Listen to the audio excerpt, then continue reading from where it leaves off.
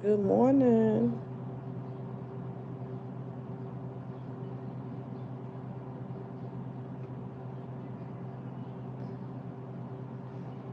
Good morning.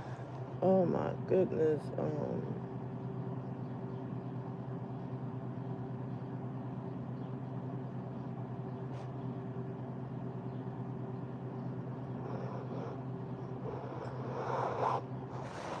Yeah, it's early as hell. It is early as hell. Uh, I woke up. I woke up this morning and I'm just still laying down a little bit. I really ain't get up yet. I'm just still laying down a little bit. I'm about to get up soon because I'm gonna go to this meat market. So I'm gonna go to this meat market real fast and make something. If I don't make it today, I'm most definitely gonna make it tomorrow. But that meat market closed is not closed. I mean, it don't open on Sundays, so I gotta get it today. So, but oh my god, like I was up here, I see the video, the Carmelo Anthony's, the video footage got released. Hey King James, how are you? First time me seeing you over here.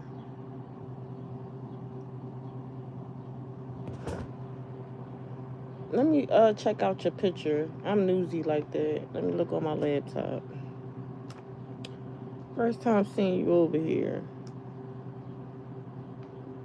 Welcome to the channel. You probably been over here before, but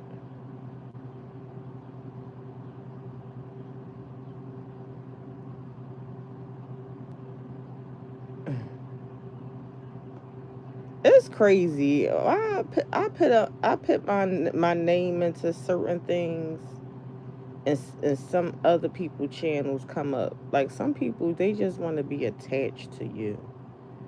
They like really do. Some people just want to be attached to you. Oh, thank you. You love my content. Oh, I be talking shit. I'm looking at your page now, cause I never seen you before. Okay, okay. Oh, you got a playlist of that guy. I like his music too.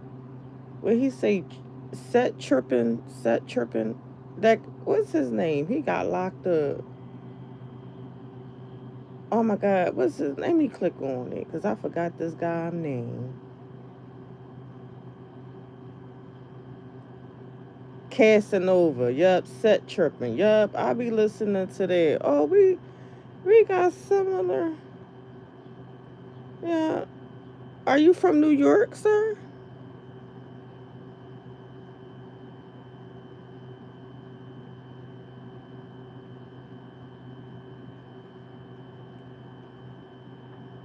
Okay. I'ma just keep. I don't mean to put you on the spot, but I'm just being newsy. That's all. I'm just being newsy when I see new people. Um. Oh, you from Connecticut? Okay. Okay. Connecticut and New York is close.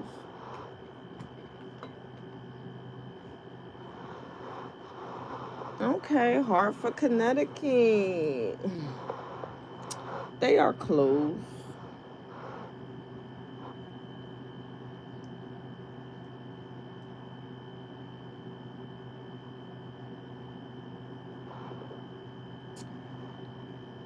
I have nothing against Connecticut, but it's just some people from Connecticut. It's just some nut ass bitches. Is some nut ass bitches in Connecticut. I'll tell you that. It's I don't fuck with they kind, man. Just some nut ass shit. Like,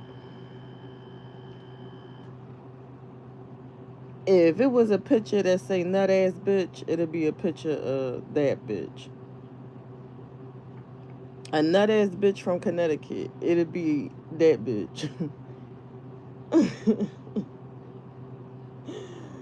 But I just be talking shit. Let me stop because this person they'll be like, she's crashing out. People crack me up. She's crashing out.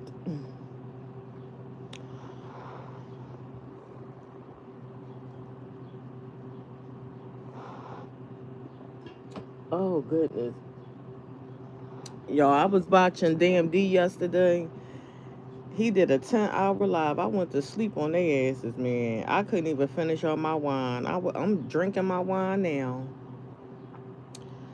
I couldn't even. I went downstairs to refill my goddamn glass of wine and said, I think I'm about done. And I wasn't done because I was fucked up and nothing like that. I was done because I was tired than a motherfucker. I was like, shit. Also, let me take my ass to bed. I was trying to stay the fuck up. I was trying to stay up and couldn't. But damn, I was listen. I watched that video of that Carmelo Anthony. Y'all, I'm a softie. I was up there tearing up and everything. It's just such a sad situation. I am such a softie. Child, let me be in that courtroom. I probably need some tissue. They'd probably be like, what the fuck is wrong with this bitch? I would. They'd be like, what the fuck is wrong with this? I'd be like, oh, pass the tissue, please. I'm gonna need some tissue. You either gonna catch me two ways. I'm either gonna be fucking tearing up or trying not to fucking laugh. It's gonna be two things. Two things. I'm gonna try. I'm gonna try not to laugh, or I'm gonna be fucking tearing up. That's like two reactions out of my ass.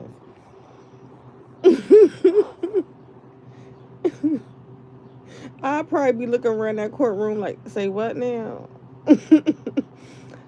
It's like my reactions is everything. I'm either gonna laugh, I'm gonna cry, or I'm just gonna be looking around like just looking like what just happened here.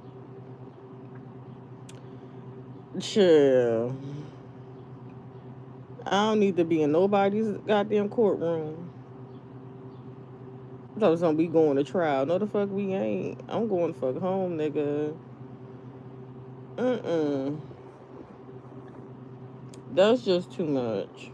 That is too much. But Carmelo was like, he was like, I know how this go. Ain't no allege. I said, oh, oh, okay. He was like, oh, I know how this go. Ain't no allege.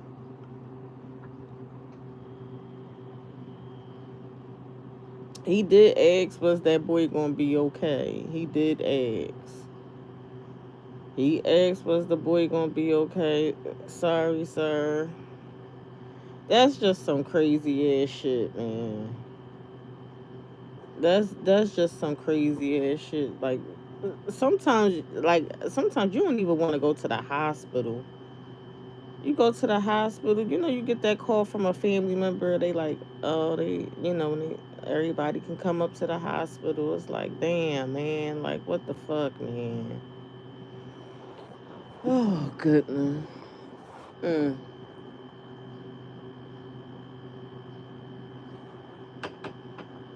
That's just that. This is just I'm just looking at it on all points of this. I'm looking at it from the Metcalf family and the Anthony family, and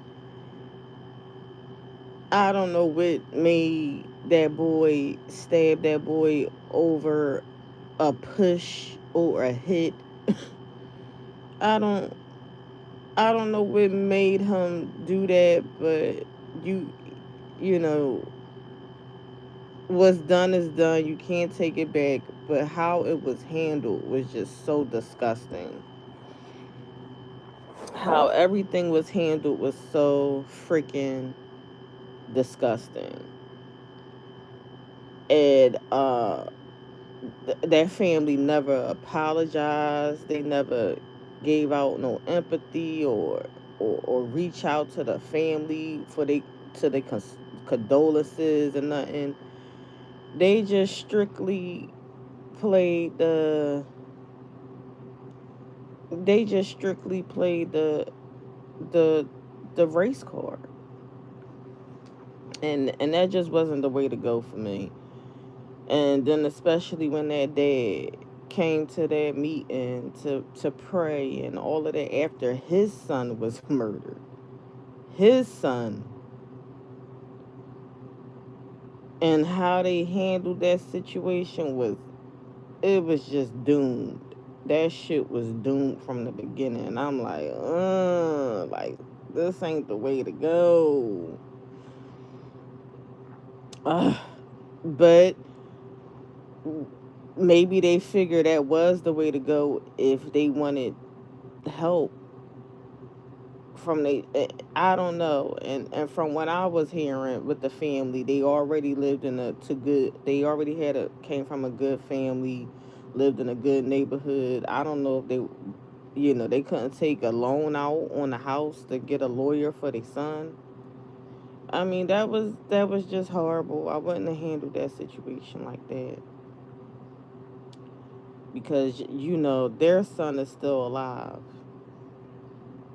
So that boy can be out in less than 20 years and still got a full life ahead of him. He can still have children. You know what I'm saying? Like, that is just ridiculous. And then you got this couple that was over in Texas. This couple, I don't know if they was married or what, but they got 40 years because during the pandemic they was up there doing scams telling people to invest in something and you'll get your you gonna get 800% of your investment back or whatever, or you gonna gain 800%, whatever it was. People should have known that it was a fraud. When you got people just being trying to be greedy on all sides, but all in all, they scammed people. That this was a black couple, and they could have took a plea deal for 10 years. They didn't want to take the plea. They decides to take it to court, got found guilty, and then they got to do 40 years. Why you ain't take a plea deal? You know that you was doing this mess. You know you're guilty. Take the plea for 10 years. So no, they want to go to trial, got found guilty. Now they got to do 40. So then black people saying that's too much.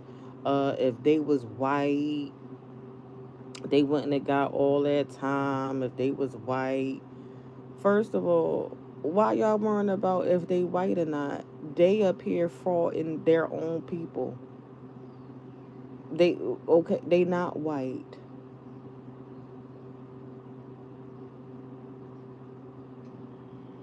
Shit, they fuck people lives up.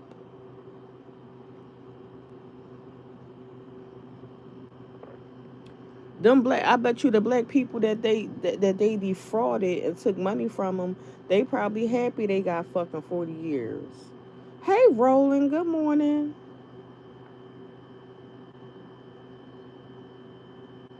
They probably happy they got 40 fucking years. You got people that really like a lot of people to get the wealth that they have to work for it. Whether it don't matter what race you are. It don't matter what race you are.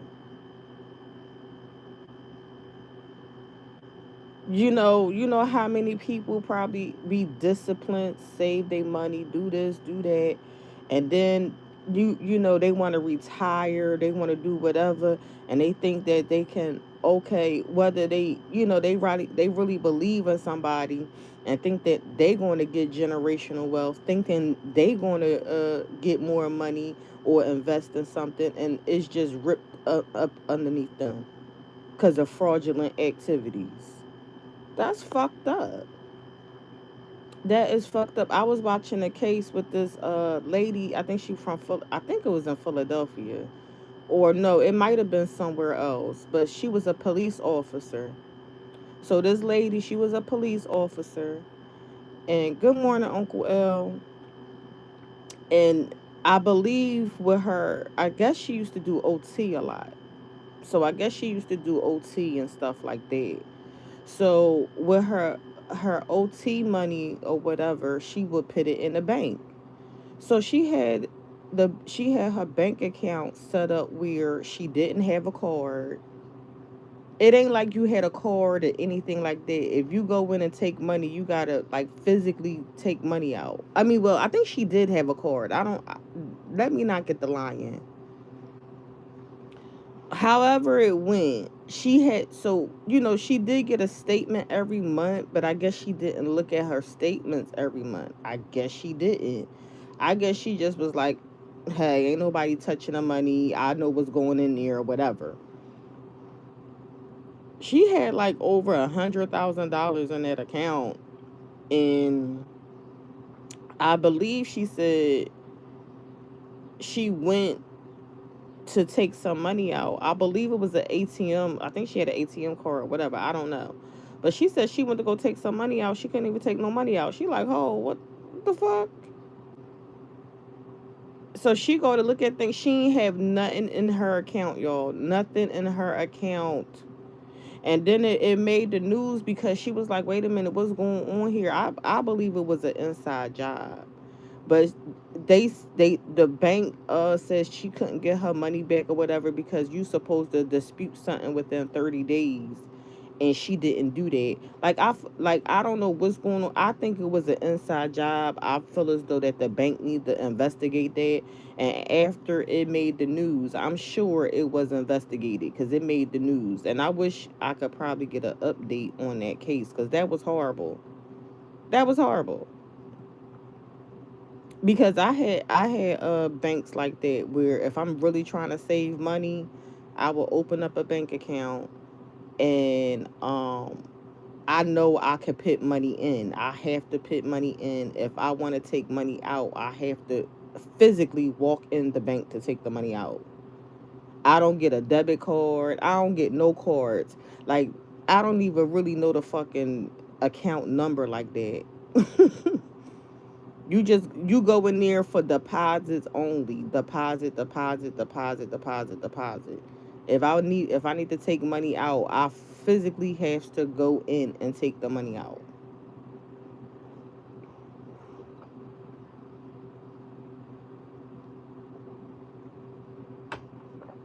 And then one time I had an account where usually all my pin numbers and all that stuff is the same pin. Man, I had this savings account, and I had a card to it. I call myself being fancy, giving it a different pin number. Man, I done forgot the goddamn pin number. I had to be on the phone with these motherfuckers trying to change the pin, all types of shit, and I really needed the fucking money. That was horrible. I said, look at me trying to be fancy and switch up the goddamn pin number, and then forgot the damn pin number. Like, that's crazy. That is crazy. So,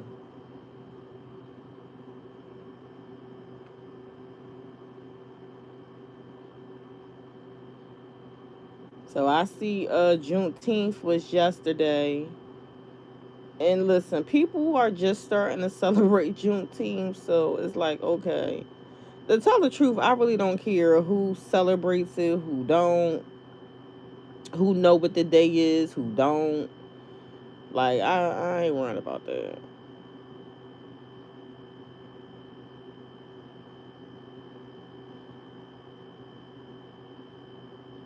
That what's going on? What's going on? They got some. Where is this at? Coast bracing for another day of dangerous flooding as remnants of tropical storm Arthur continue to move east. More than a foot of rain fell in less than 24 hours in parts of Mississippi Thursday, Oh, just hammering Mississippi. communities. Fast rising floodwaters trapped Oh residents of Madison, wow. Stone County there. That triggered dozens of water rescues. Many took shelter inside a senior center. We're all here together right now. It provides that comfort, that sense of community that we're used to. We lost our home pretty much. It's flooded out. We're gonna lose a lot of things, sentimental stuff, but we got our lives. Now, It's those pigs. Oh my God, the poor pigs.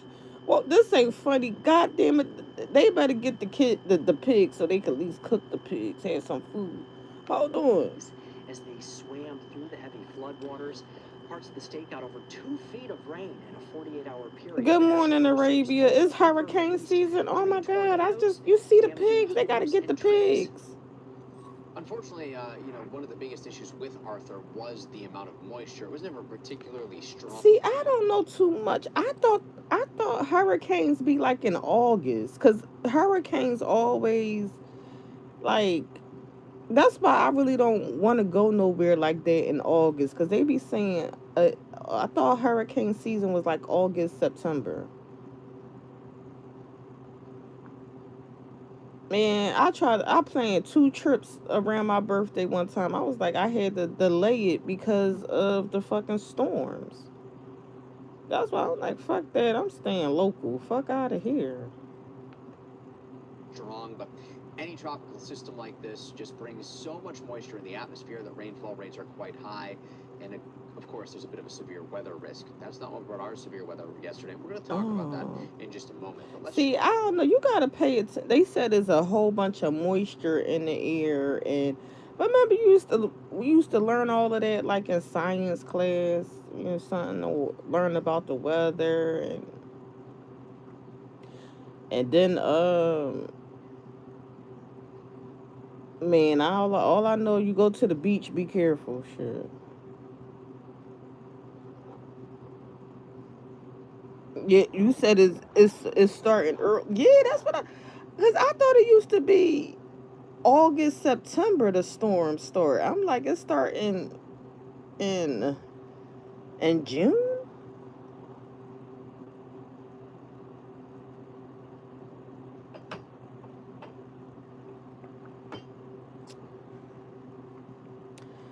I ain't even really worrying about my birthday too much, but I know I'm gonna have a. I'm just going. I'm just going to be relaxed. I'm here. I'm glad I'm here to make it another year, God willing. And shit, chill the fuck out.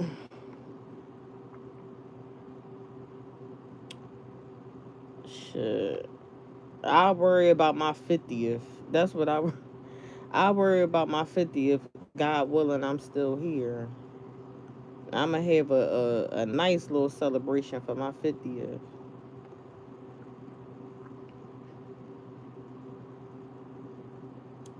Arabia, did you check out the the the clearest footage that they got? Now, wait a minute. Did y'all hear about this 1-year-old boy that the cop shot?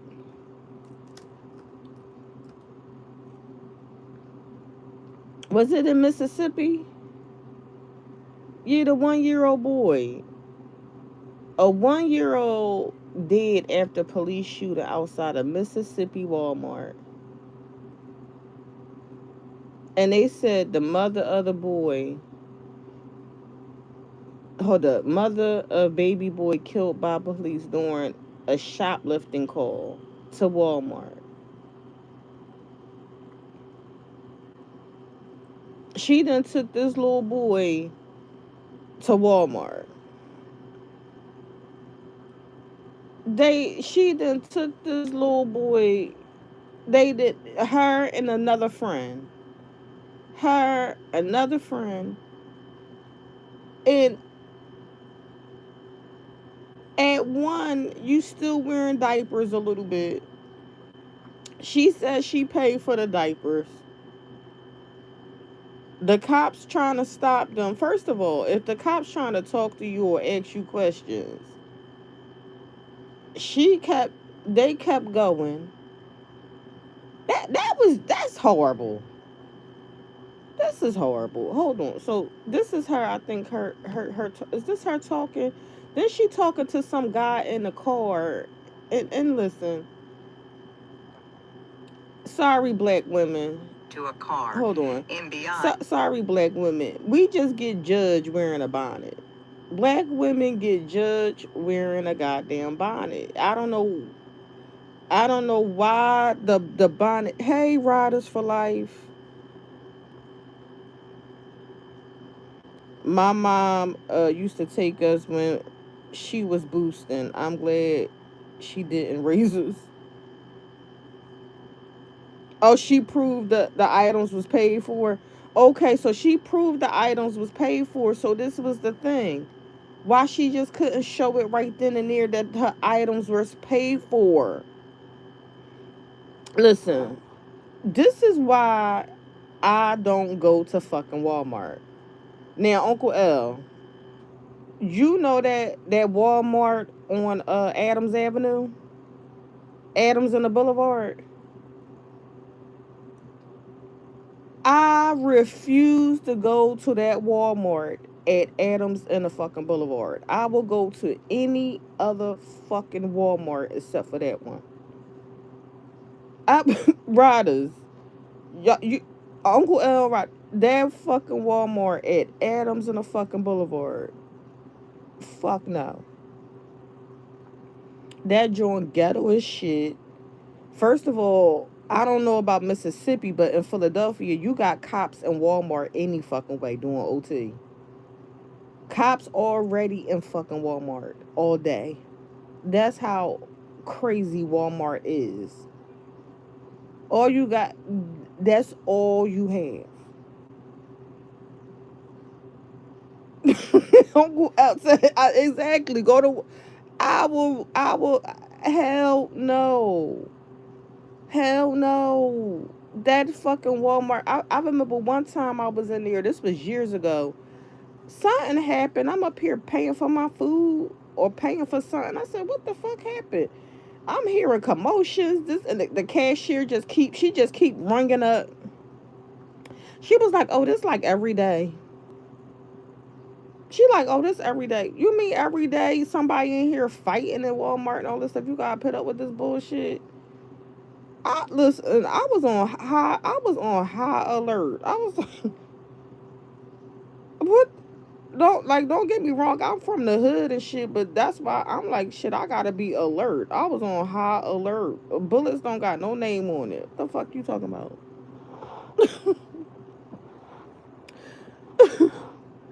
Shit. I'm like, shit, the fuck you talking about? After commotion, it's gun shooting. The fuck you talking about? I need to know.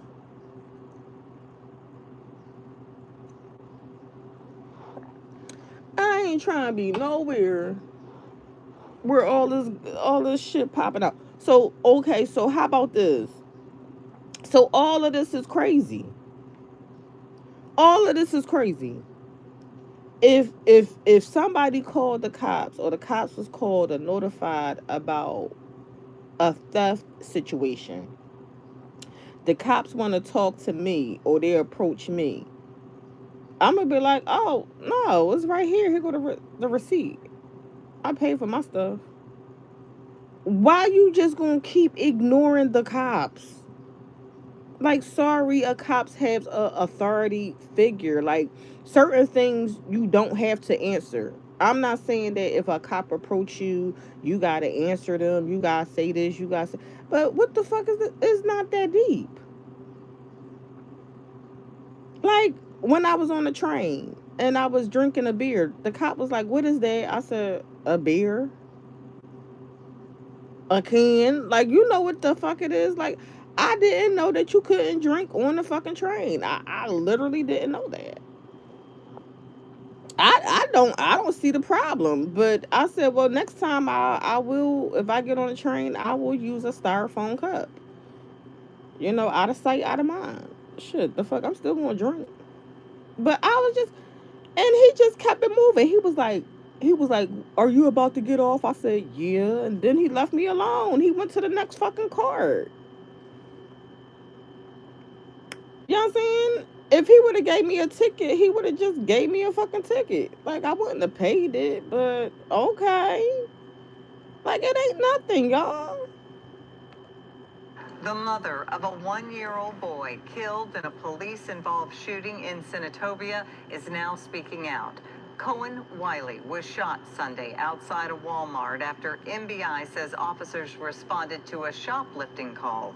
Investigators say the driver of the car nearly hit an officer before shots were fired, but Cohen's mother says that is not what happened. 1-year-old Cohen Wiley was inside a car outside. That's crazy. That's crazy. So, that is ridiculous. And she probably gonna get a payout for her baby boy. Like, that's crazy, y'all.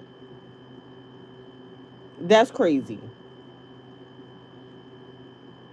So if the Pampers was paid for, what was? Cause you know that's what people do. Some people pay for stuff, steal stuff. That's why you go to the self checkout line.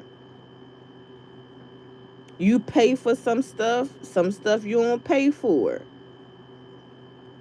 Like, I'm just saying, like, I know how it go. Like, don't play with me. Don't play with me. Outside a Senatobia Walmart when he was shot Sunday. His mother, Valencia Wiley, says she, her son, and a friend were leaving Walmart when police stopped the other woman who was accused of shoplifting.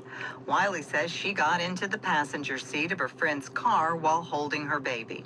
By the time me and my baby got in the car, she came, and then when we was backing up, they was running out the car. I raised my baby up because they withdrew their gun. She had no tent.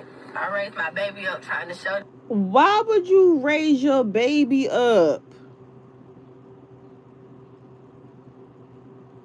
Why would you raise your baby up to something? I raised my baby up to show. What the fuck does that mean?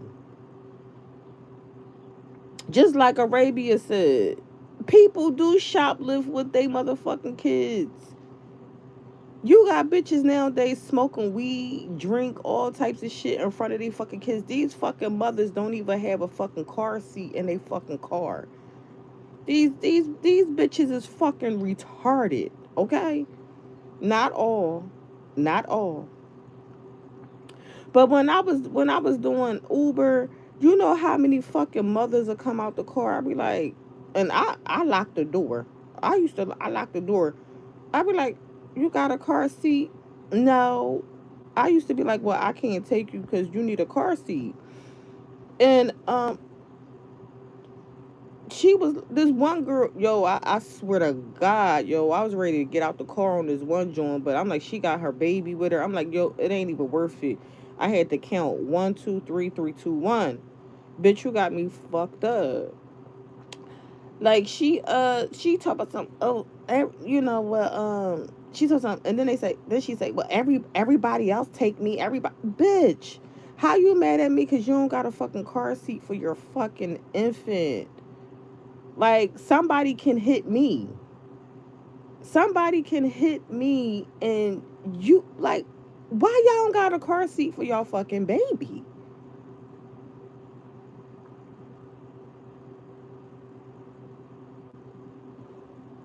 Fucking ridiculous. Fucking ridiculous. This is not the, like, this is not the 60s and 70s back in the day before car seats. I mean, they pick car seats out here for a fucking reason, y'all. They pick car seats out here for a fucking reason. If you get into a fucking car accident, you could go through the fucking window. Like, it really is a serious thing, y'all. And these bitches, they don't have no car seat for their fucking babies. Show them that he was in the car. So she was backing up and she hit a car as I was opening the door. So the door. So when she talking, she said she was backing up and she hit a car. So to me, how you backing up and you hit a car? It seemed like the driver was trying to get away. So the driver is so much in a rush that because she's trying to get away from the police. So she's with the driver. You got the driver, you got the passenger, then you got the mother, her. And so I don't know what the driver did or whatever, but because they both was together. So y'all both was together. Y'all went to Walmart for a reason. Y'all both together. You got your son with you. Some bullshit that went down. So okay, well, she paid for her Pampers. She paid for her Pampers. But something must have was taken, and they probably assumed that the Pampers are probably was a. Listen, I don't know. But whatever it is, the driver was trying to get away for something. If you know you ain't still nothing, why you running and you so much in a hurry that you hitting cars to get away from the cops and you ain't do nothing? Back in. By the time I set my baby down, it was like 3 to 4 shots. Wiley says one of those shots hit her son. One of the shots hit him and his baby up because they withdrew their gun. She had no tent. I raised my baby up trying to show them. So wait a minute. They withdraw their gun. If they withdrew their gun, that means they shoot. What? I didn't even hear that part. I gotta drink that shit again. Hold up. Ooh. Yo, I remember the cops pulled the gun out on me, y'all. I remember the cops pulled the gun out on me. Like my first encounter with the police. My first encounter with the police, y'all. Did I tell this story before? If I'm gonna tell it again. This was like my first car. I was like, my first car, I think I got like at 18, 19 or something like that. So all I know is I made a turn. Is it like really you're not supposed to turn right on this corner, but everybody does it. Everybody turn right on that fucking corner where I live at. You know, everybody turn right there. Everybody been turning right there since I like that's what everybody do. But it do say don't turn right, but everybody do. So mind you, this is my first car, first time driving and all that type of stuff. My first experience with the car. So nobody really talked about if you get pulled over by a cop, what to do, this, that, third. I don't know nothing about that. All I know is like nobody talked about me getting pulled over, what to do, this, that, and third, whatever. So I get pulled over, the lights come on. So mind you, I get pulled over like right where I live at. So I pull over. He was like, oh, you made that turn and all this type of stuff. Now, mind you, I didn't have a driver's license. I only had my permit. I did not have a driver's license, y'all. I just had my driver's permit. So I tell him, I'm like, I just got my permit. So he take my paperwork and he take my stuff. So he in the car and he just, now I don't even think he took my driver's license or nothing like that. He just got in the car and I'm like, and to me, he was he was too long. I'm like, what's taking him so long? So my dumb ass, I just started driving off. So all I know, he followed me.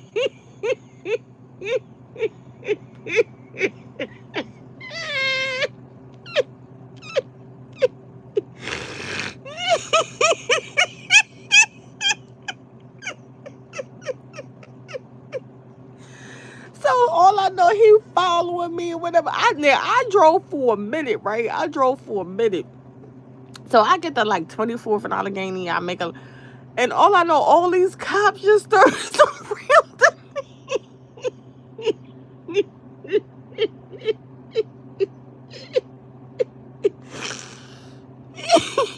all these cops started surrounding me. It was like something out of fucking movie. All these cops just started surrounding me. One cop had the gun up. I put my hands up. I said, "What the fuck going on here?" Oh my god! They was like, you were fleeing. You're fleeing from the cops. I'm like, fleeing? What? What the fuck is going on?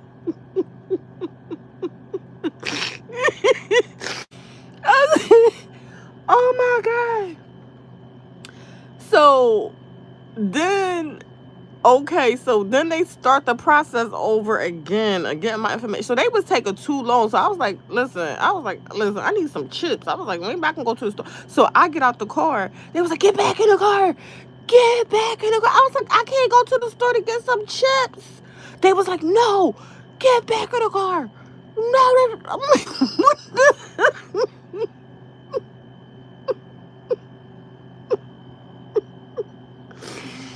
I'm telling you, that was the funniest shit ever. It was funny, but wasn't funny. It's really not funny. Like, and you got to look at it as these cops don't know me from a can of paint.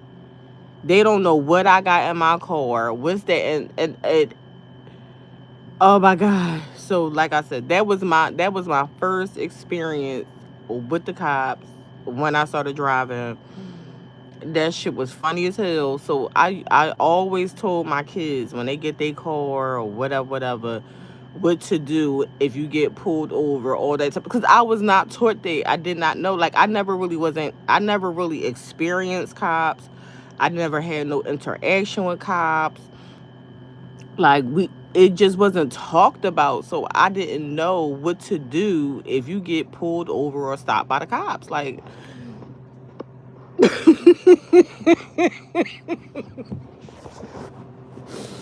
oh my god. But yeah. So let's listen to this again, because she said the weapons was drawn. Nigga, y'all they start drawing their weapons. It's serious. You shit. Holding her Hold baby. on. By the time me and my baby got in the car, she came. And then when we was backing up, they was running out the cone. I raised my baby up because they withdrew their gun. She had no tent. So they withdraw their guns. They withdraw their gun. Hey, OG Talk, what up with you? If they withdrew their guns, something was going on for them to withdraw their gun. Like, the cops, when I was telling my story, the cops, they withdrew their gun on me because they feel as though I was running away from them. So it was cops surrounded me. They literally surrounded me.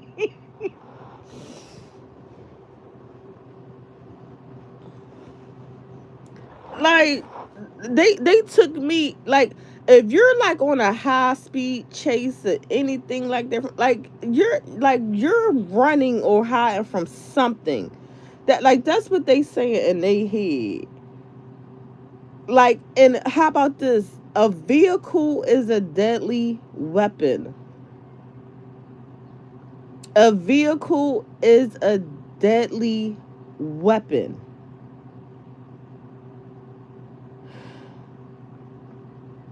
And these police officers trying to get home. These police officers, you gotta realize, these police officers, They have family. They have children. Hell, they probably got a 1-year-old too.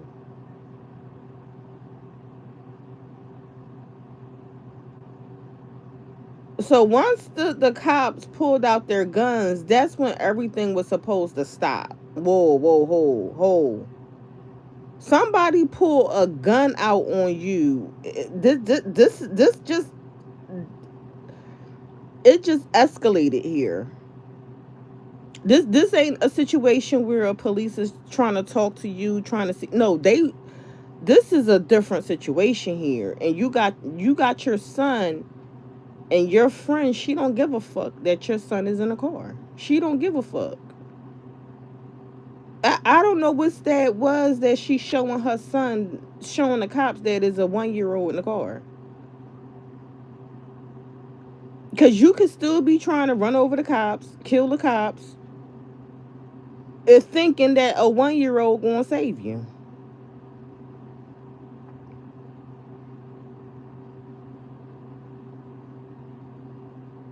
That's what I'm talking about, OG. Yes, I am. Thank you. And that's what I'm talking about. She talking now. This is ridiculous. I raised my baby up trying to show them that he was in the car. So she was backing up and she hit a car. As I was opening the door, so the door flew back in. So this is the thing. It sounded like the friend was trying to flee for whatever reason. You got the friend trying to flee for whatever reason. They already know that the cops is on them. The cops trying to talk to them, stop them. They kept going. The cops like, wait, we trying to ask you something. The cops is after them. They get in the car. They trying to flee.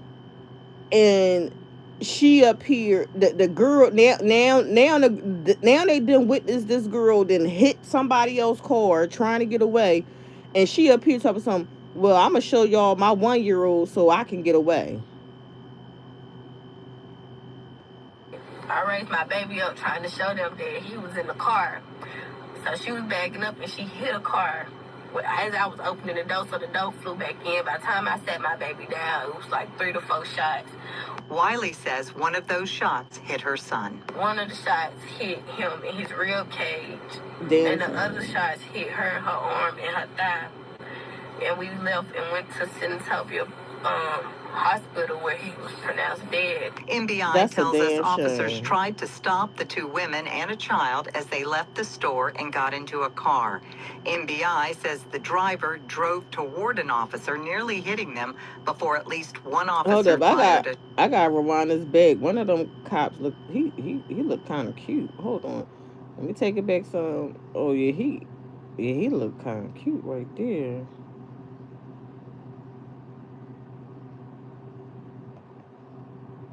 Okay, he got the tan pants on.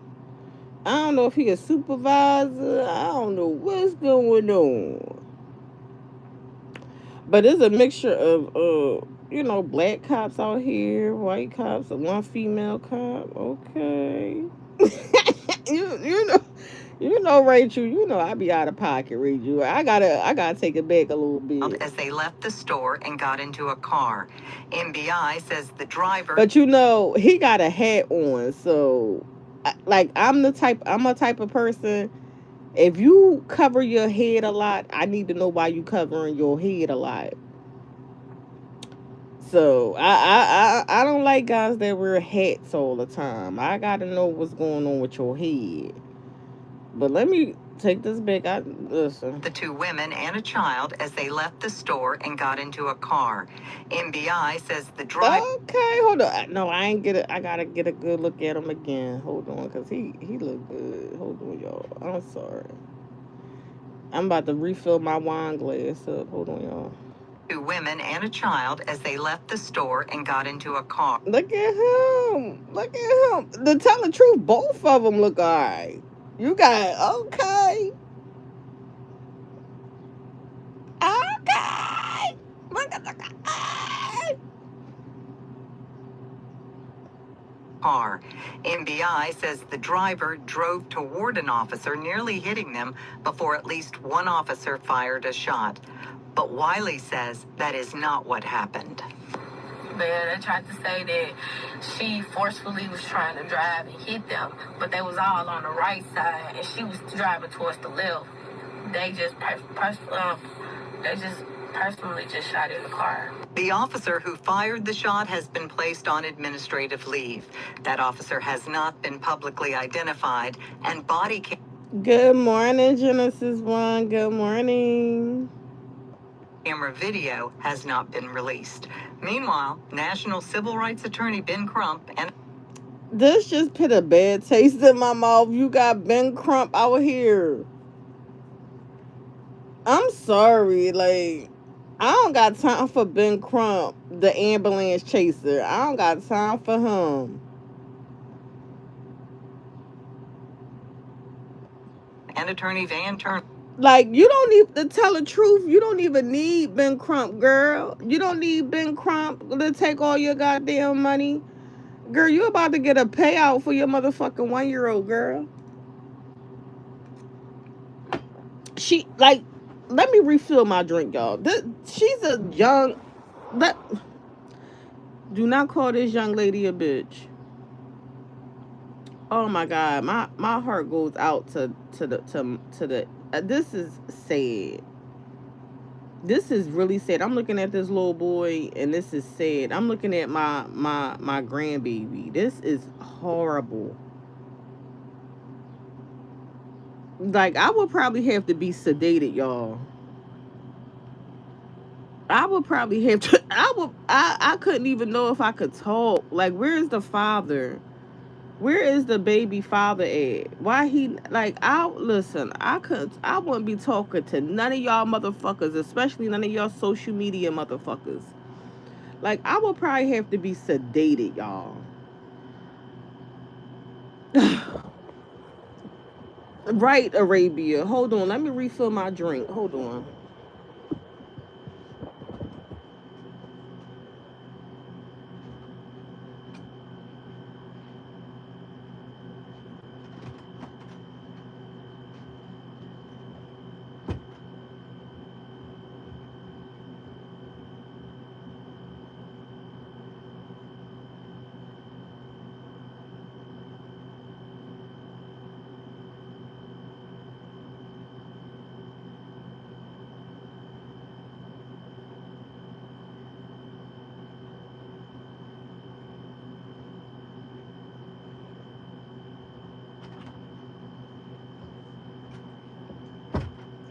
Y'all, I'm up here drinking this Teller's Port.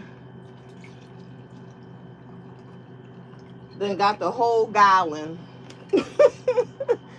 Then brought the whole gallon. That shit almost gone, y'all. Hold on, let me go to the bathroom.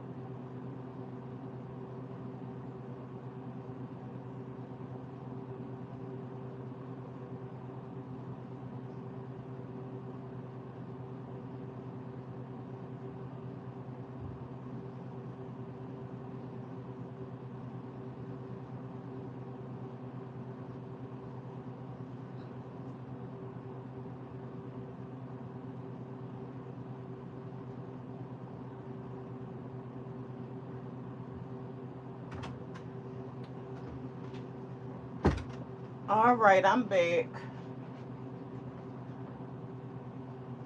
Hey, baby. Hey. Hey, baby. Hey.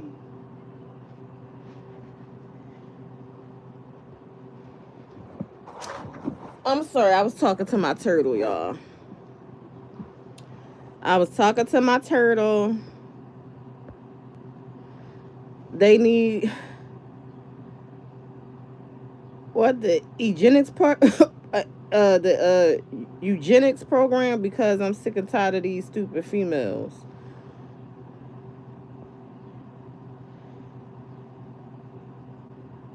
Fact, somebody would need to take care of me for the rest of my life. I'm just saying it would be too early for me to be talking and Ben Crump, I can't do Ben Crump. Turner have announced they are representing Cohen's family. The shooting also led to a protest Tuesday evening at the Walmart, where Tate County deputies used tear gas to break up the crowd. Why they mad at Walmart? Valencia says she has not been charged with any crime. Meanwhile, others in the community say the crime doesn't justify the shooting. They didn't charge me. They ain't charged me with nothing. They just let me go. But my position is, if she had walked out of there with every pamper in the store, that did not elevate the situation to shooting a gun. That's stupid. This is like, come on now. Michael Cathy? You sound stupid. The minister at the church. You sound stupid.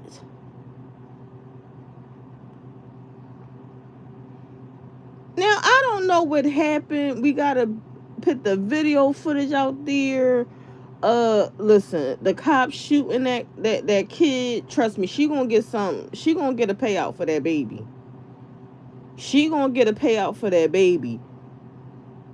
But they raised their gun for a reason. They raised their gun for a reason. And it's not even, to tell the truth, it's not really about the crime so much. It's the running, the hitting the car, trying to flee a situation. It heightens these things to be serious, to be more. Like, you got people that actually steal from the store. The cops stop them. And if they talking to the cops, whatever, none of this happens. Like, I'm not saying as a police officer I would have did that or whatever, but this is why you got these type of situations. And each cop gonna handle things differently.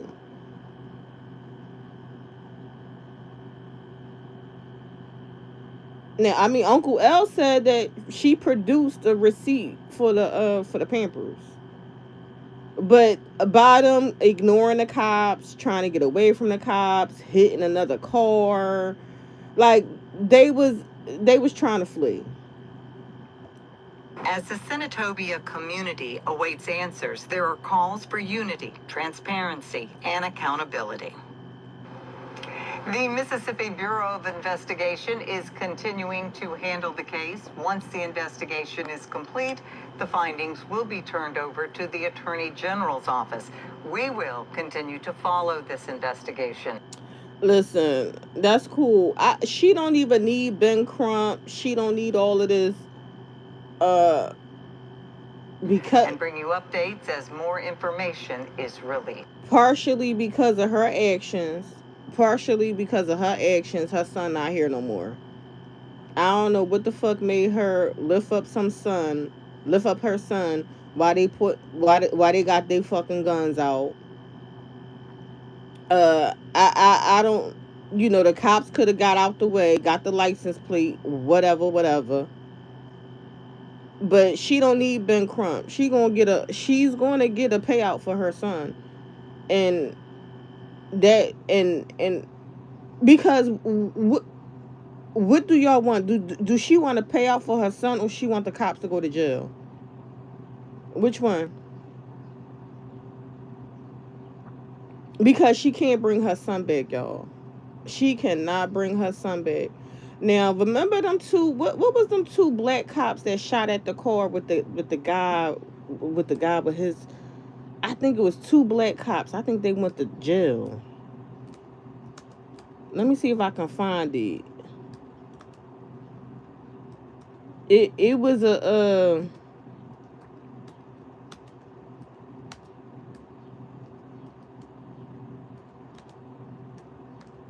hold on, let me see if I can find it.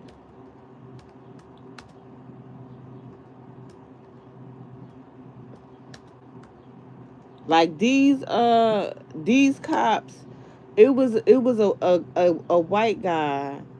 He was, I don't know. It was a white guy. He was running from the police. He had a baby in a car, running from the police, and the cops shot out the car, and I believe they got like locked up. Hold on, let me see. Oh my God.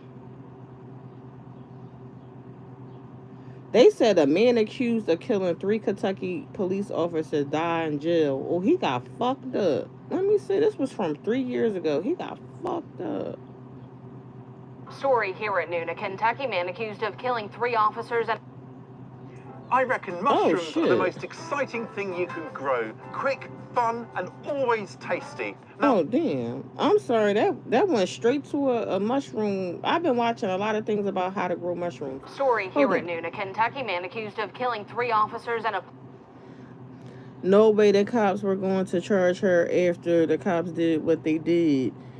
She'll have to live with that. Exactly, G1. They not going to charge her. Exactly.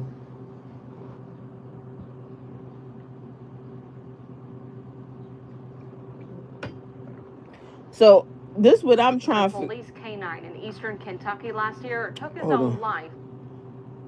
Oh, he took his own life. I'm just trying to figure out. I'm trying to figure out that case. I remember. Story here at noon. A Kentucky man accused of.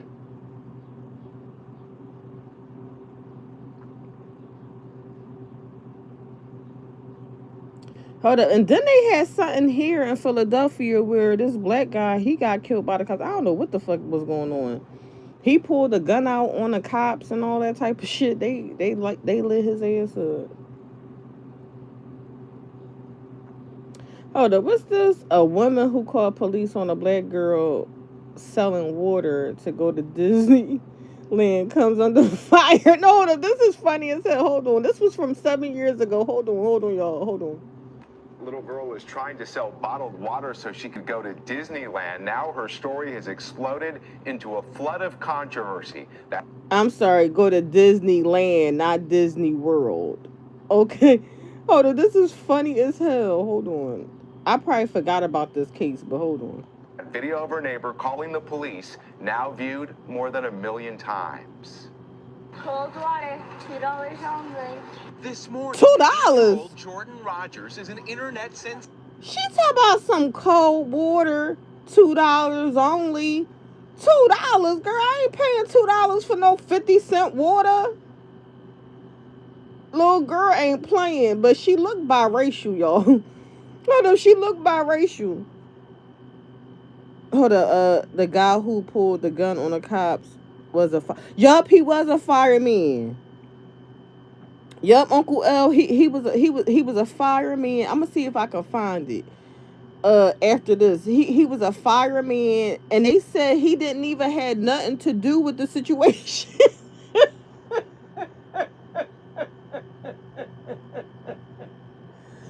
They said he ain't even had nothing to do with the situation. Oh, okay.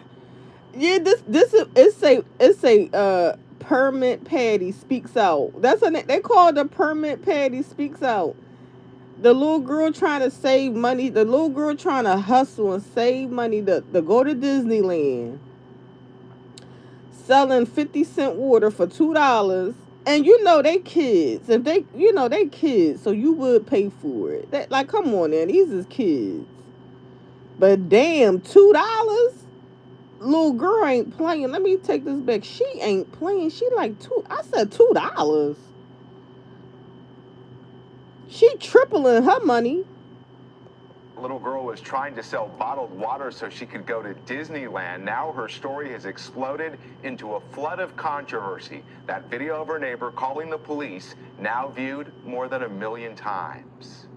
Cold water, $2 only. This morning, 8-year-old Jordan Rogers is an internet sensation for selling bottled water on the street. Oh my God, is this racism though? Is this the girl's biracial? She's not black. But listen, this ain't for me to argue. Like me personally, listen, I'm not arguing with the biracial people. I'm not arguing. I will not argue and go back and forth with these biracial people. But if you got a white mother or vice versa, I don't care if your mom white, your dad black. If you ain't black, you ain't black. You biracial. You a half breed. I'm not arguing with y'all. And sad to say, sorry to say, it do go by looks. I'm sorry, it go by looks too. It go by looks. Cause you can have somebody. You do got some biracial people. You don't know that they biracial. That's why they gotta tell you that they biracial so much. Hint, hint. The bitch from Connecticut. The bitch from Connecticut always gotta say she got a white mother. You know why? Cause she just looked like a light-skinned black bitch. So her black genetics took over more. So you do go by, but she's biracial. She's biracial, but that's why she got a pit that, oh, my mother is white because she just looked like a light-skinned black bitch.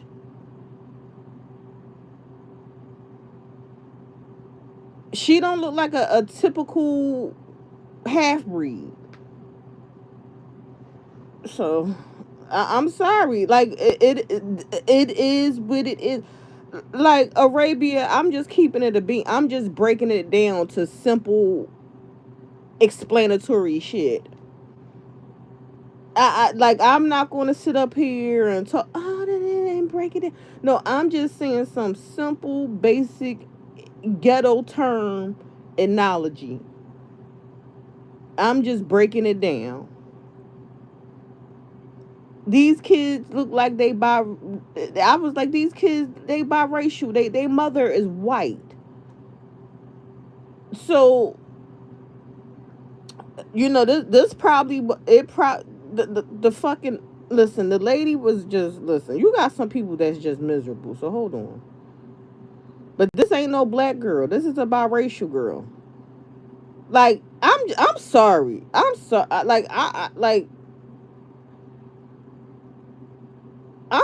sorry. Like, don't be having this girl black, and she got a whole white mother. Like, what the fuck is going on here? In front of her house. This woman don't want to let a little girl sell some water. This woman is Allison Edel. This morning, she's a social media villain for calling the cops on her young neighbor. Yeah, and illegally selling water without a permit? We don't know what happened leading up to this video being shot. Edel being called. Illegally selling water without a permit. I remember this, y'all. I remember this. Like, yo, this lady shot the fuck out. Let them fucking kids sell they goddamn water. Like let them kids sell their water. Like was people on her property or something? Like, I'm kind of confused. Called Permit Patty online says she was working at home upstairs. Jordan's sales pitch was loud and non-stop. Oh, so that's what it was. That's what it was. That's what that's what I was thinking. That's what I was thinking, that the girl probably was fucking irritated. Oh, so she was just loud. They selling it in front of the door. They out there all day loud. She trying to work. Oh, so that's what it was. So it really don't got nothing to do with race, for real, for real. But I Hold was on. stern, and I. Hold on. Girl, sell some water. This woman is Allison Edel. This morning, she's a social... Y'all, I ain't even gonna hold you. I'm probably with Permit Patty.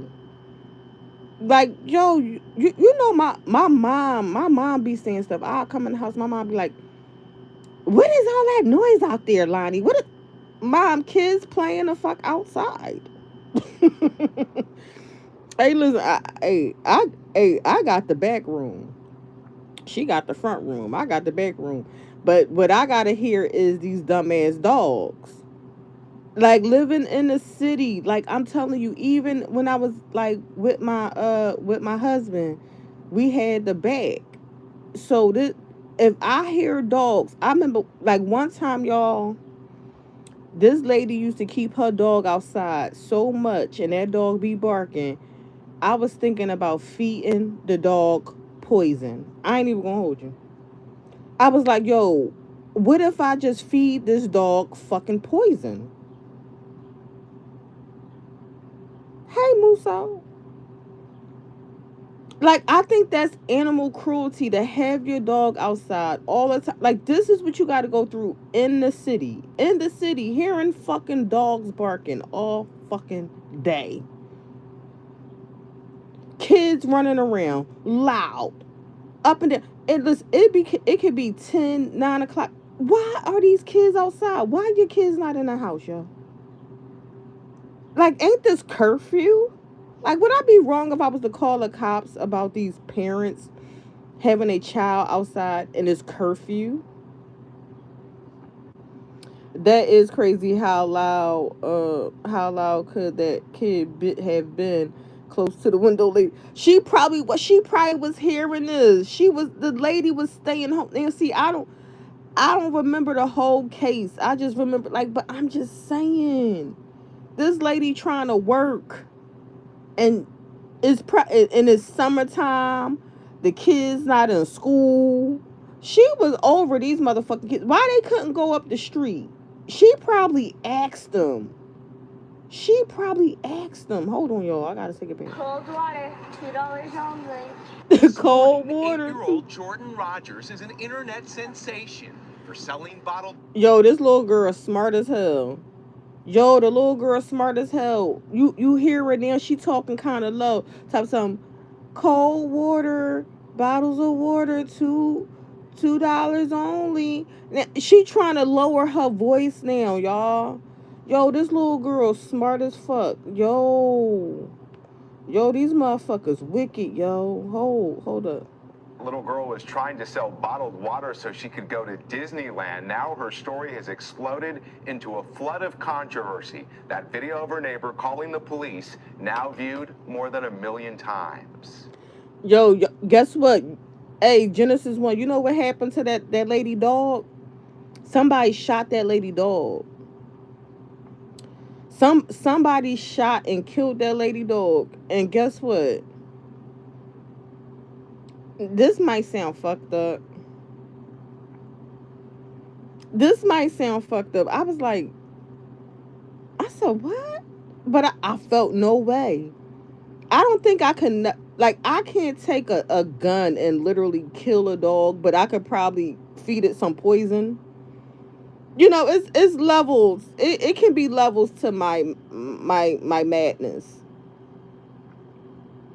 Like, just look up stuff that dogs can't have. What dogs can't, like, but that's a crime. Listen, that is a crime, y'all. Do not search the internet looking for what dogs can eat and can't eat. That is a crime.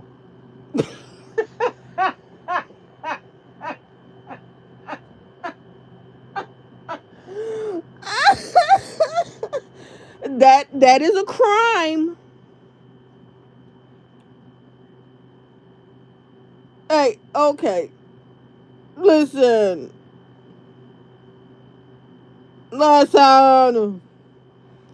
Hey, listen, make this hey, listen, I will make that dog so fucking sick. He just keeps shit and spitting up. They gotta take this dog. Keep your dog in a fucking house.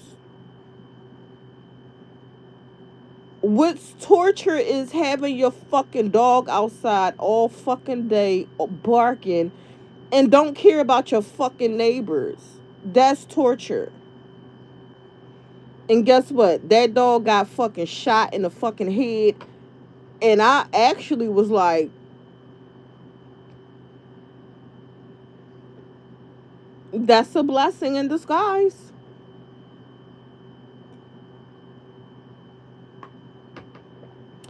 It's a blessing in disguise. That'll teach you not to have your fucking dog outside all day, every day, bitch. That's torture that lady didn't tell the kid to lower her voice. No way. That lady told her she told that little girl, you peep it, right? Now that, they still selling water outside. The fucking cops, the reporters come to the door. Now she talking low. Bottles of water, $2. Bottles of waters. Knowing damn well they was yelling before all this happened. So she could go to Disneyland. Now her story has Yo, the reason why I know this is some bullshit, because I remember this lady, she used to sell the newspaper on Sundays. Oh my God, this lady used to walk through the block. It used to be like Sunday morning or whatever. She'll walk through the block. She'd be like, Inquire. Inquire. Like, yo, what the fuck? And I'm a light sleeper, y'all. I am a light sleeper. And she said some Inquire. Inquire. I'm like, yo. exploded into a flood of controversy. That video of her neighbor calling the police, now viewed more than 1 million times. Yo, y'all ever had Mr. Frosty? $2 only. Y'all ever had Mr. Frosty? Mr. Frosty come through the block late at night? Like, why are you riding through the block late at night, Mr. Frosty? Like, come on, man. But hold on. This morning, 8-year-old Jordan Rogers is an internet sensation for selling bottled water on the street in front of her house. This woman don't want to let a little girl sell some water. This woman is Allison Edel. This morning, she's a social media villain for calling the cops on her young neighbor. Yeah, and illegally selling water without a permit. We don't know what happened leading up to this video being shot. Illegally selling water without a permit? Patty online says she was working at home upstairs, and Jordan's sales pitch was loud and nonstop. Loud and nonstop. But I was stern, and I said, please, I'm trying to work. You're screaming, you're yelling, and people have open windows. It's a hot day. Can you please keep it down? Edel says she never confronted Jordan, just her mother, Erin Austin, took this video. I believe that, y'all. I believe that. And the mother said, fuck you. And I'm looking at the street. They could have probably moved up a little bit. The lady was working from home. It's hot. She got the window open. But I don't know, like, my daughter worked from home and she got, what is called noise cancellation. So I don't know if but like, come on. Like, I believe she was loud selling the water. And then what happened was when she approached the mother about the stuff, and the mother was like, basically, fuck you. She said, well, fuck you too, and called the police. That's what happened. She called the police on an 8-year-old little girl. You can hide all you want. The whole world gonna see you, boo. Austin tells a different story. She never asked us to be quiet. She just came out and directly demanded to see a permit to sell water from an 8-year-old. Saturday Night Live cast member Cecily Strong parodied the incident with her own video. This woman is calling the police on the flowers for drinking the water.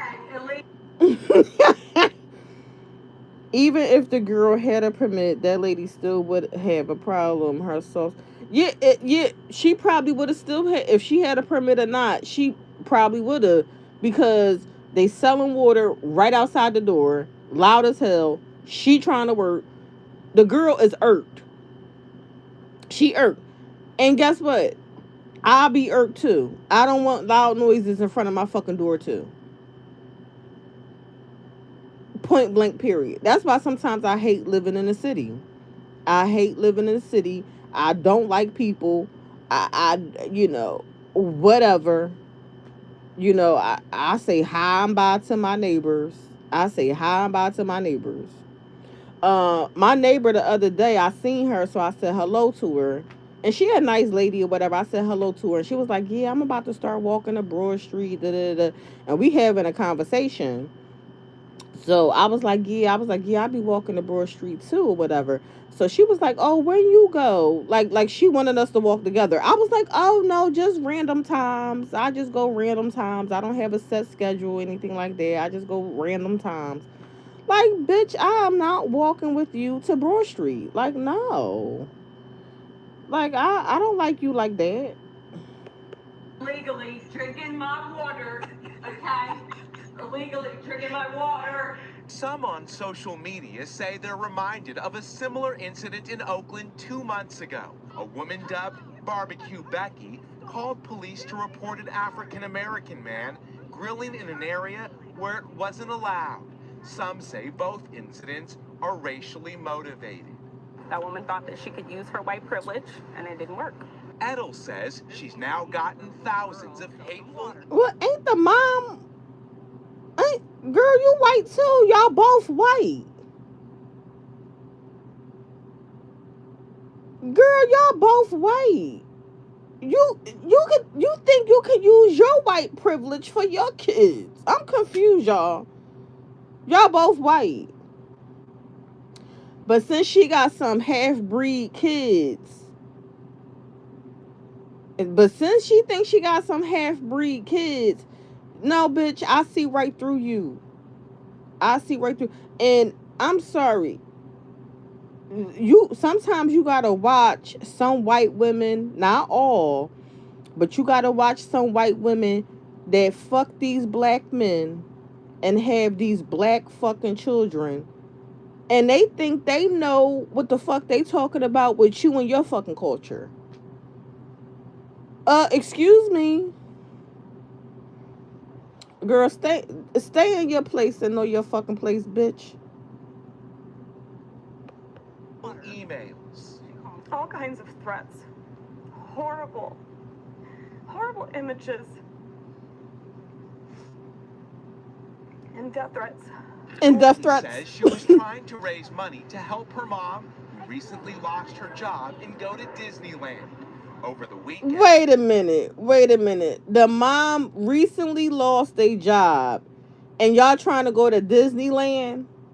Bitch, if this, when you don't plan a trip, if you just lost your fucking job, bitch, that's what you don't do. She probably made that shit up, y'all. This lady made this shit up. Who the fuck loses their job and then try to plan a trip to go to Disneyland? Bitch, you trying to fucking either find another job or see how you gonna pay some fucking bills, bitch. This ain't the time for you and your fucking kids to go to fucking Disneyland and you lost your fucking job. I'm up here thinking of mom working and all types of stuff and they trying to raise money or plan to go on a trip to Disneyland. Bitch, you don't lose your fucking job and say, let's plan a fucking trip. Who does that? Unless she was getting unemployment. No, it ain't. Yeah, it ain't cheap, Uncle Al. She talk about some. She recently lost her job, and the kids wanted to go to Disneyland. What?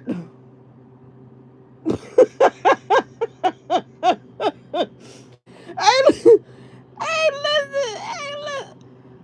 Hold up, cause I live in Arabia. I live in a real fucking world. Listen, we gonna go to the fucking beach. That's what the fuck we gonna do. We gonna go to the beach. We gonna go to the motherfucking.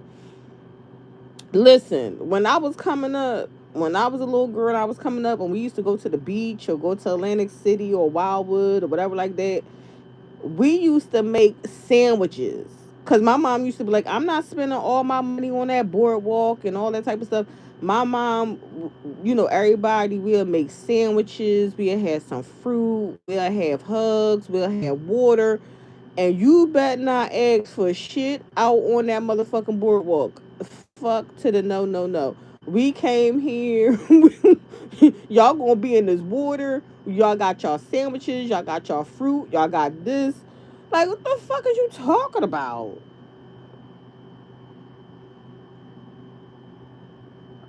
The fuck is you talking about? Like, weekend, she got some good news. They know you want to go to Disneyland, and they bought you 4 tickets to go. Look at that. Listen, they did it for a reason. Listen, they going to Disneyland. She got 4 tickets. I mean, shout out. Like, mind y'all, I'm not taking this out on the kids. Don't get me wrong. I'm not taking this out on the kids. But how adults act is how your children going to act. How the parents carry themselves and how the parents act, that's how your children going to act. If your parent don't tell you to don't teach you certain etiquette, as a child you're going to think that's okay. Right? Genesis 1. School trips, you pack a lunch. School trips, hey, listen, school trips, all of that, lunch was packed. Because guess what? You go to these places, they want an arm and a leg. Now, I might have some money if I want to get like a little trinket or something. But when it comes to food, like, it's ridiculous. Like, I was just hearing at the Roots concert, the food that they was selling was so high, it was ridiculous. Like, absolutely not. I'm going to eat before I come. Absolutely not.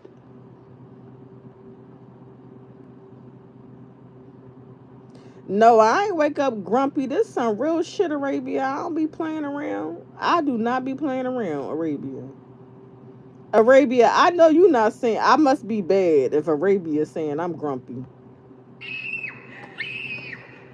Hey, Miguel, after Edel saw the firestorm that followed the video, how does she feel now? What does she say about that?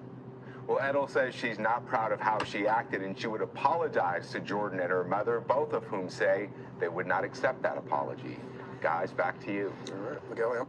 Oh, damn. So the lady wanted to apologize. The lady wanted to apologize, and the parents and the daughter. You see what I'm saying? The parent won't accept the apology or nothing like that. Man, I'm like, fuck y'all.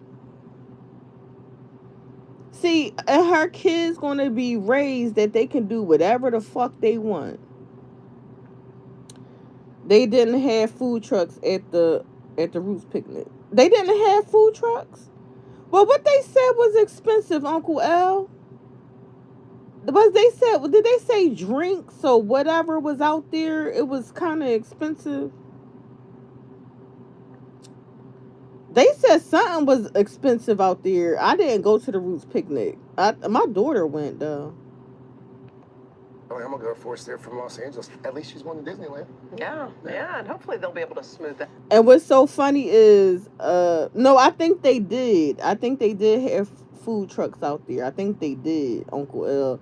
But people was talking about it. People was talking about how the food and drinks was so expensive. And it's so funny. This is how I could tell that this new generation, like Jay-Z gonna have his own crowd. Jay-Z still gonna have his own crowd. But my daughter had me dying. My daughter was like, yeah, Jay-Z was there. And I didn't know none of his songs, Mom. I didn't know none of his songs.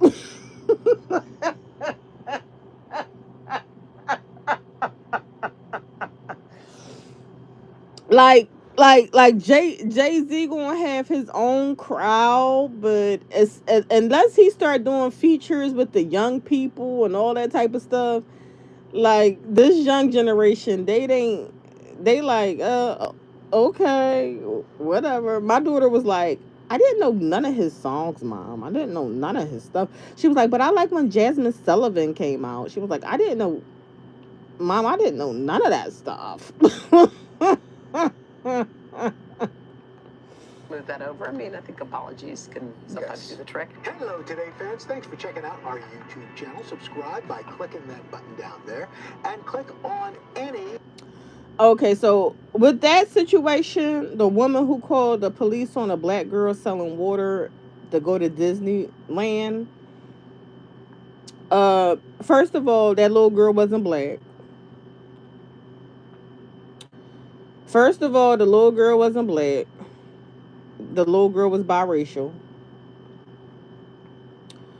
I think that the white lady was irritated that she was working and it was a whole bunch of noise going out there, and the lady probably was like passive aggressive, asking for a permit, you know. And I think what it was with them two parents was it just wasn't going well, and she said fuck it and called the cops. And then of course these are kids trying to sell water and everything, and the little girl got what she wanted. Like when I see kids period, if I see kids hustling, like, so like if I see kids at the gas station, like, hey, can I pump your gas for $1 or whatever, I'll let the kids do it because they hustling. They out here trying to make some money. So if the kids is hustling, making money, the kids, you know, Uncle L, you in here, the kids, what up, Skinny? What up with you? The kids be selling water and everything on the boulevard and all of that. You know, you tend to help kids more. Like this one little girl, she was selling like these little bracelets that you make out of rubber bands. You know, the color rubber bands. This little girl had these colorful rubber bands or whatever, and she was selling the little bracelet rubber bands for like $2.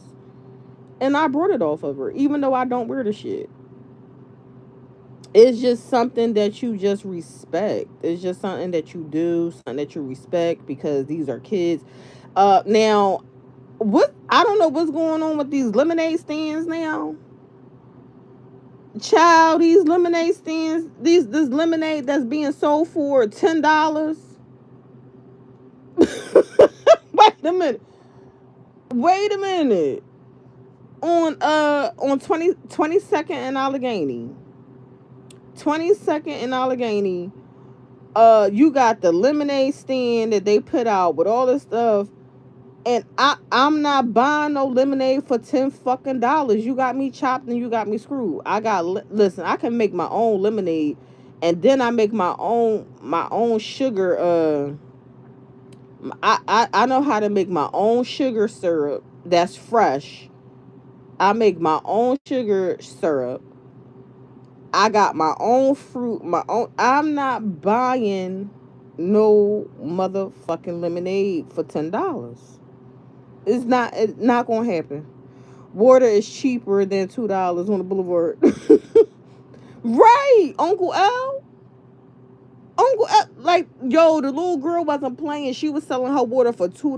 Little girl wasn't playing. She said, fuck that, mommy. Water $10.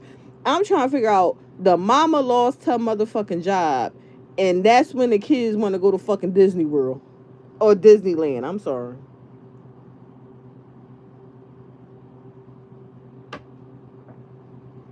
She probably one of them mamas. Whatever my children want, that's what they get. Sorry, I'm not like that with my kids. Listen, welcome to the real world. The real world. Welcome to the real world. You can't have everything you want. You gotta work hard for what you want. I come from that era when, listen, we go in this store, you is not going to embarrass me. Don't you ask for motherfucking shit. Listen, you better not even say you hungry to a listen, when I was growing up, you better not even say you motherfucking hungry.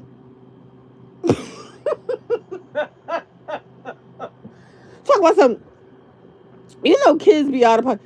You over, somebody over your house, or you somewhere like, Mom, I'm hungry. What? Child. That's how the fuck I raised my motherfucking kids. Hold up, but I remember, y'all. I remember my Aunt Donna. Yo, my Aunt Donna was the fucking funniest. It was me, my aunt, like my Aunt Donna, and like my Aunt Donna was the youngest, and we all went to Kmart. We was like somewhere down South Philly. We was I don't know if it was Kmart or Walmart. I really don't know. But my little cousin, I got him. So I think my cousin, I got him about like 5 or 6 years or something. I think I got him about like 7 years or something like that. But all I know, this was when Teenage Mutant Ninja Turtles was out, right? So we was going in between that phase where spring was coming in. It was cold, but spring was coming in, right? Oh, so it was a Kmart in Oregon Avenue. Okay, so you know what, Uncle L, we probably was at Kmart, because I know we was in South Philly. We was in South Philly most definitely. So we probably was at the Kmart on Oregon Avenue, because we was in South Philly most definitely. And I used to live in South Philly. That's when we used to live out past Shunk Projects. So we up in fucking Kmart or whatever. And it was so fucking funny. My cousin seen the Teenage Mutant Ninja Turtles, like little, it was like sandals, like little slip-ons or something. And he was like, I want that, Mom, I want that. And my aunt was like, no, you're not getting that. He was like, no, I want it. So my aunt, she put them on. She put them on, and she put the boots in. I seen what she was doing, so I was like, so we go to the checkout line, and when she buying shit on, I was like, Aunt Donna, what about the? She was like, shh, shut the fuck.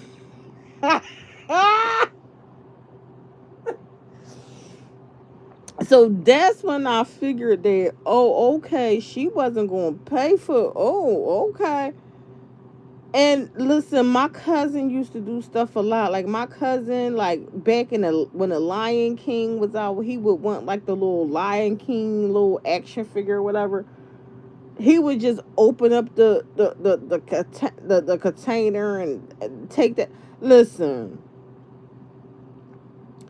people still all the time that have money. It's not the fact that, like, that's why it's not the fact that you can't afford something, you can't buy something. It's just the thrill of you getting away with the shit. That's basically what it is. It's the thrill of, shit, I ain't paying for this motherfucking shit. Like, one time I didn't even pay for a jalapeno in the market because how fucking high it was. I was like, I'm not paying for this jalapeno.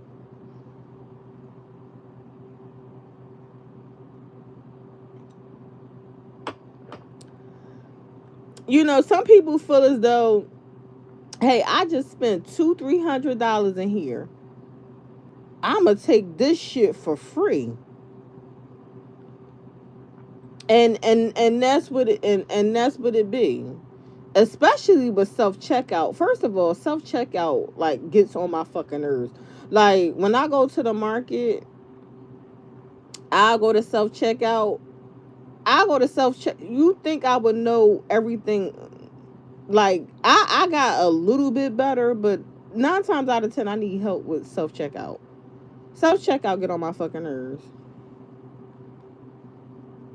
But y'all, my heart goes out to that little boy, the little family, the little boy that was one that got paid. They say the family of baby boy shot, but speak for transparency.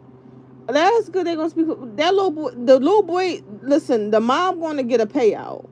The mom gonna get a payout regardless. Hold on, y'all. Let me see. They got the black men speaking for now them. to make sure that we're not here a month from now, 6 months from now, or a year from now, mourning the death of another 1-year-old child. It's been 4 days since the community of Senatobia, Mississippi was turned upside down. A baby shot and killed after a Senatobia police officer fired into the car with the baby and his mother. This all happened Sunday afternoon at the Walmart on Highway 51 in Senatobia. But tonight, a lot of questions remain unanswered, along with the identity of that police officer. Fox 13's Rob Sneed had a chance to talk to the baby's family's attorney, rather. Rob.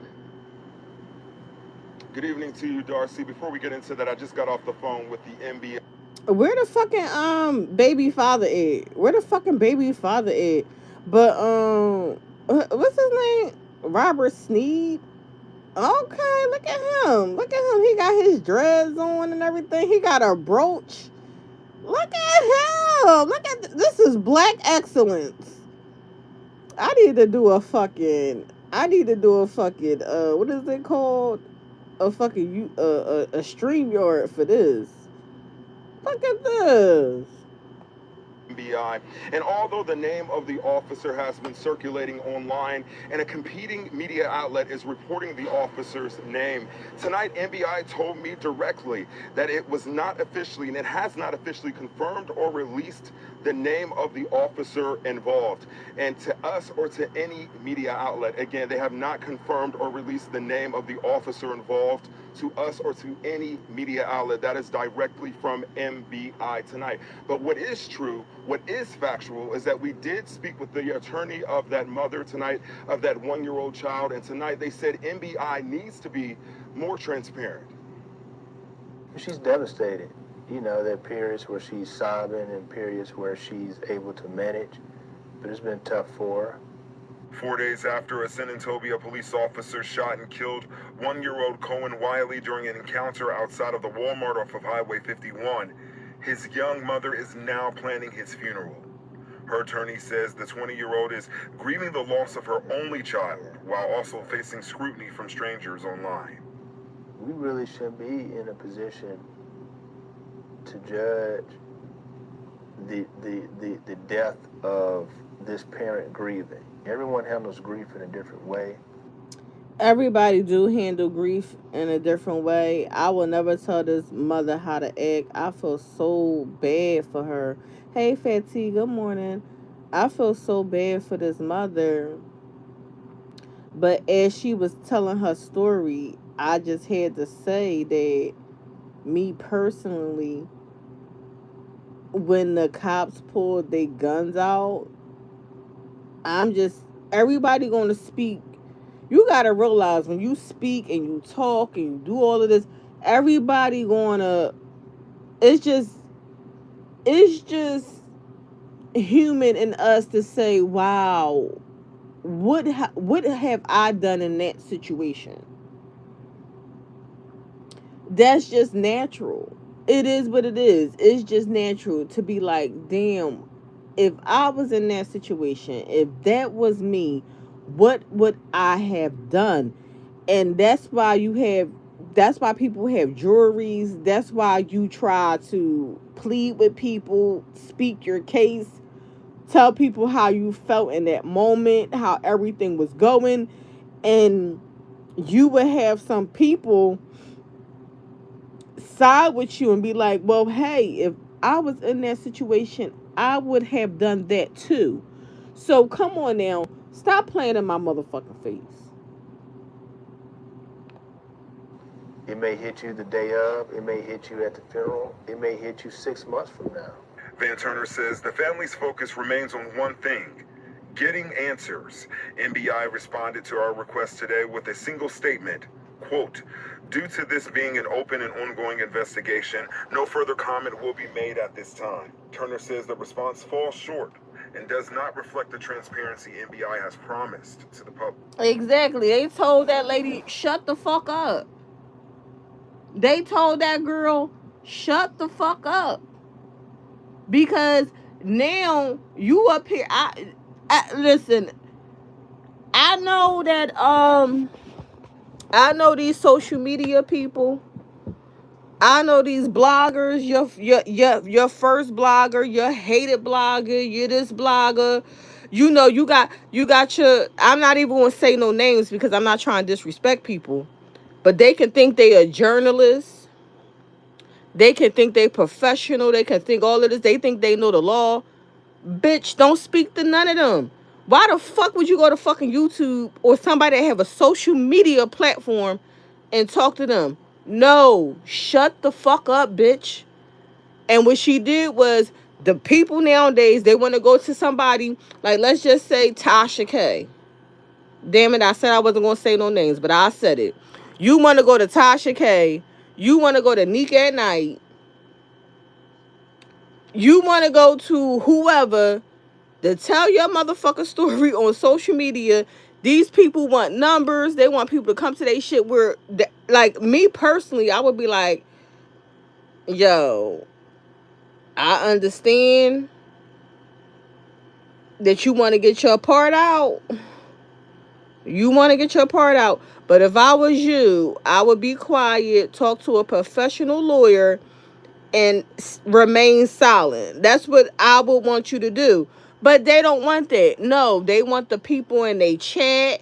They want you to be asking questions. They want to make it seem like you, and now you talking, you get comfortable. Y'all talk about some, oh yeah, cause the cops, this was a racist situation, and now your ass fucked up. No.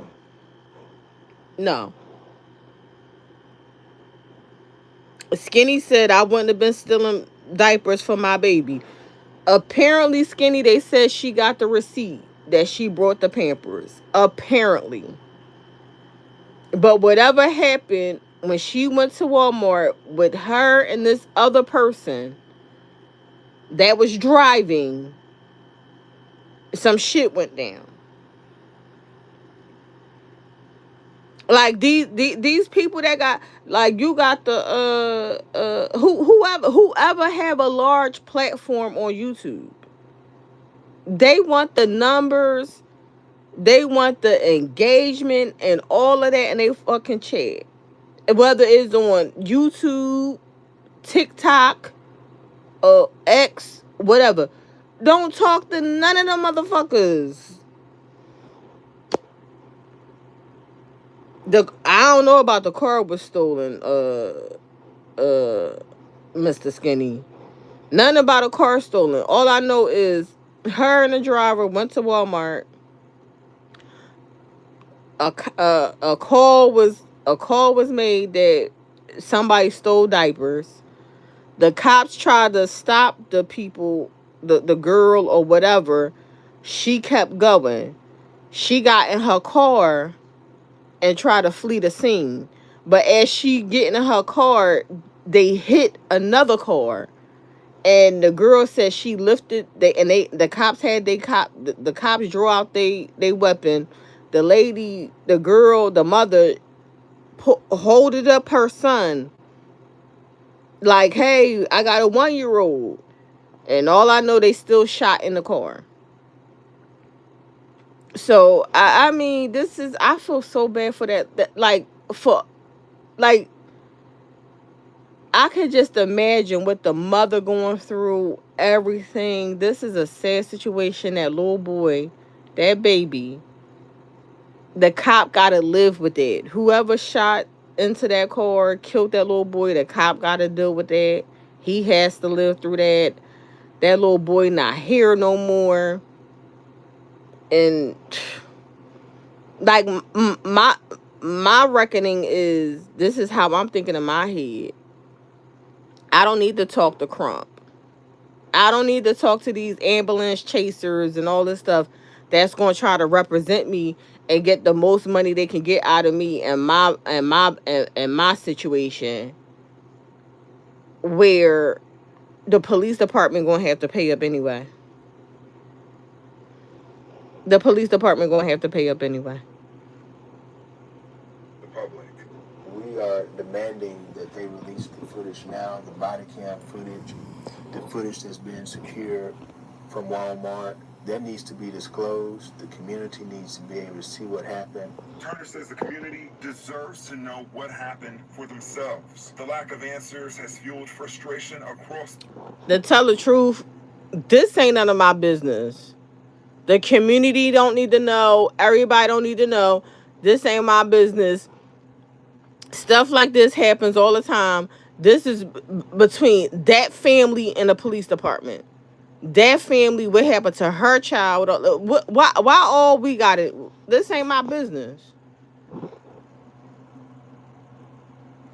Across the community, many people saw what happened Tuesday evening.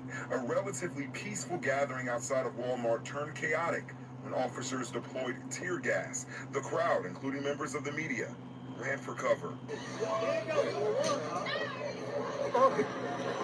Okay, so they're shooting tear gas right now and tried to escape the cloud of gas. Keep fighting, keep pushing. We need to demand it. Somebody was out there with a wheelchair, y'all. Why are you out there with a wheelchair, sir? Truth. We need to demand action. We need to demand transparency. We need to see the video footage. And again, tonight you heard from the family attorney. The family is demanding more transparency from MBI as far as the child's funeral arrangements. Right now, no set date has been said. Darcy. That is Fox 13's Rob Sneed reporting live in Senatobia, Mississippi tonight. Thank you so much, Rob. Well, Fox 13 has been pushing for answers, in fact, again, since Sunday. As the chaos unfolded at the Walmart, our team tried to speak with Senatobia police. On Monday, we went to the police department again, and we were told that someone would return our call. By Tuesday, we asked the Mississippi Bureau of Investigation about body cam video and the lack of information. We were told the agency could not comment. Also on Tuesday, our team reached out after officers deployed tear gas at protesters, affecting Fox 13's Rob Sneed, our photographer, and other members of... No, I ain't see that, Uncle L. For illegally revoking gun permits. Listen, I ain't surprised. I ain't surprised, especially with men. And I ain't trying to make it a race thing, but I can see with black men. My son, he has his gun permit. And I tell him, because how he drives sometimes and stuff like that. I tell him. Now he said, now my son said he got pulled over a couple of times, and he tell him right away he got a gun, he got a permit, and he's fine. He might sit a little bit longer or whatever, but he's fine. I just tell my son, it's not what you do, it's how you do it. And me personally, I wouldn't want to drive around with the gun right there.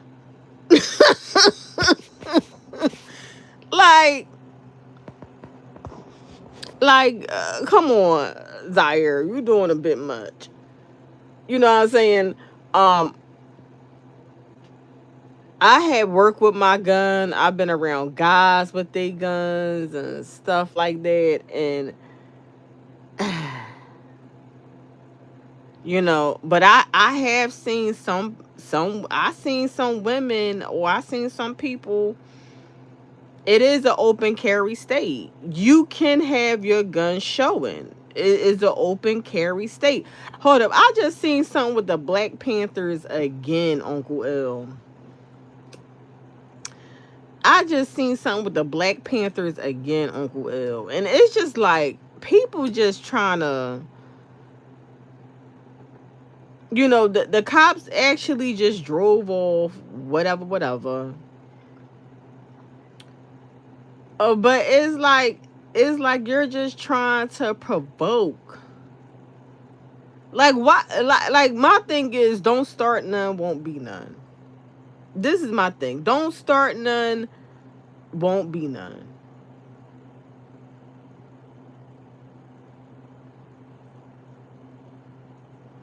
The high man scared. He calls the. Like, I don't know. Let me. Like, what is this? I seen it somewhere.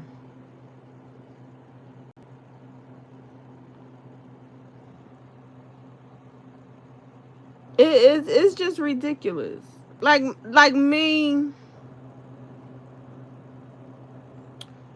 That guy that had a rifle in Lehigh. I don't know. Like, you can have a rifle. You can have this type of stuff. But, like, why bring that attention to yourself? To me, it's how you go about things, Uncle L.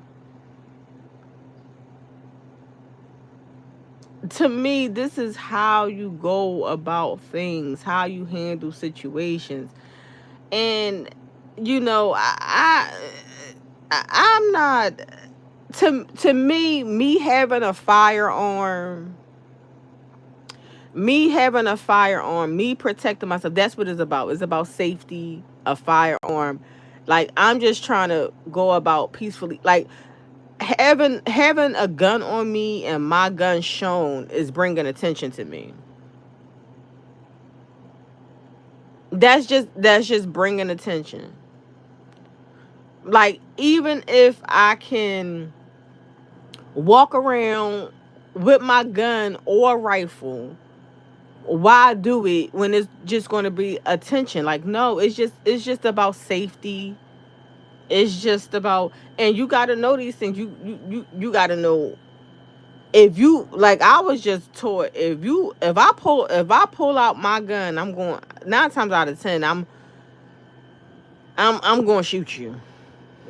I'm not going to show it. I'm not going, like, if I pull out my gun, I'm in a life or death threatening situation. I'm in fear for my life. I'm going to pull out my gun. I'm going to fire. It's going to be center mass. Period. I'm going to eliminate the threat. Period. That's how I feel about the situation. And then I'm just going to have to fight for that in a court of law. If I pull out my fucking gun, I'm going to fire it, and I'm going to eliminate the threat. It's not going to be, oh, in the arm, oh, in the leg, oh. No, you're getting out of here. You're a dunny boom.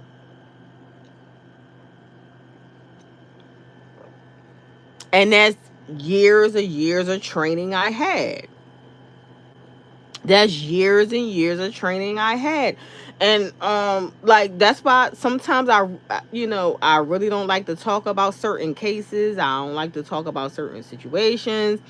I went to school for criminal justice. I had my associate's degree in criminal justice. I work with delinquent juveniles. I work with drug addicts.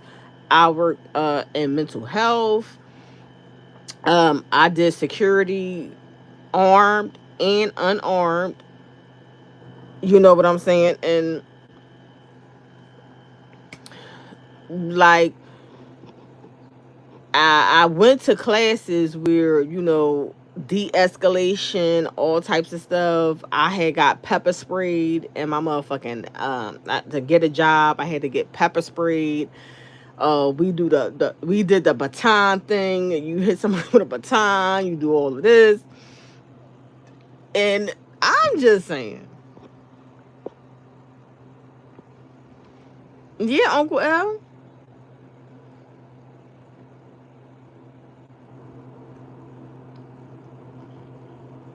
So I'm just saying, me in a situation with me, especially I'm a female. So if I pull out my gun and I shoot, that means I was in fear for my life. And I tried to get out of a situation. Me, myself, if I have a firearm, whatever, I'm not going to keep going back and forth with somebody. I'm not going to keep arguing with you. I'm trying to de-escalate, get away from the situation. It's not the fact of, okay, who's trying to be tough and who's not trying to be tough. Like, I'm really trying to, like, if I pull out a gun and unalive you, and I really don't want to do that. I don't want to take nobody's life. I don't want to do that. Like, I don't even think I'm built for that. I don't even want to do that. But it's either me or you. It's either me or you. You know?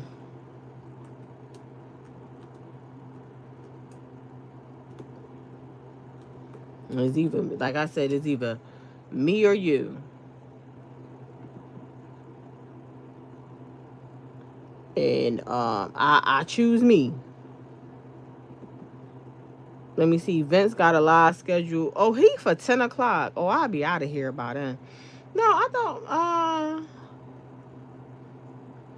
No, I think. Oh, no, hold up.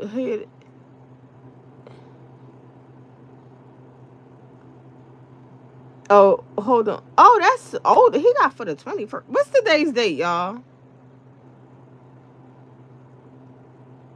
He got Will Allen, log off forever, you sicko. That's for Sunday. Sunday at 8. Okay. I thought maybe he was going live today. I got a cookout to go today. I got a cookout to go to today. My cousin, she got a cookout today, and it's so funny. Me and my family laughing about it because she got it from 2 to 7, but it's at her house, and she got 2 to 7. We was like, what the hell? But that's okay. We'll go from 2 to 7. Yeah. Cause so Sunday is the 21st. But my cousin, she having something at her house. But she live up what area is that? What area is that? You keep driving up on City Line Avenue. It's, oh my God, what area is that? All I know, to go to her house, you keep going up on City Line Avenue, and you in a different county. She lived like in a it ain't the city. She live in a good neighborhood, so she probably can't have all that fucking rah rowdiness.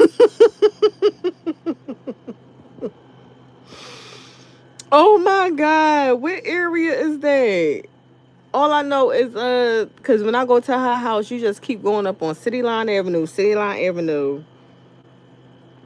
and you in a different district. Oh my God, I can't think of it. I cannot think of it.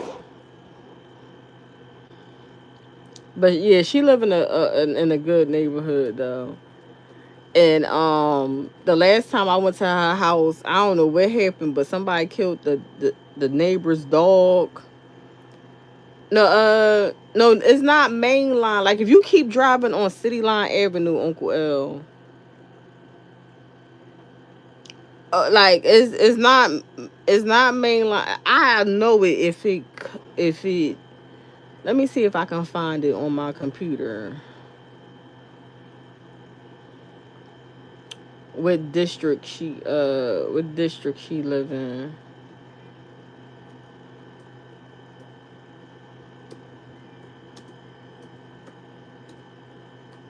It's not Philadelphia County. I know that.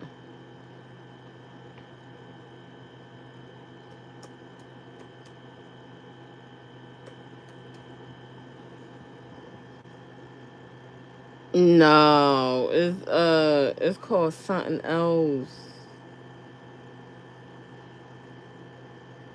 Nope, it's not that.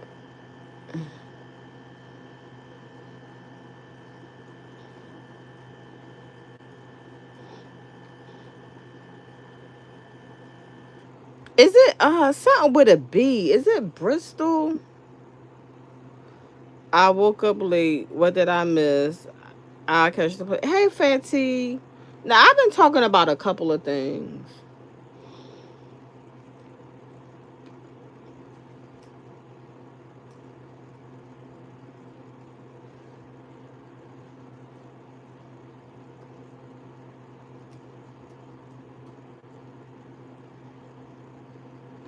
Let me see if I'm trying to find something. What area she live in?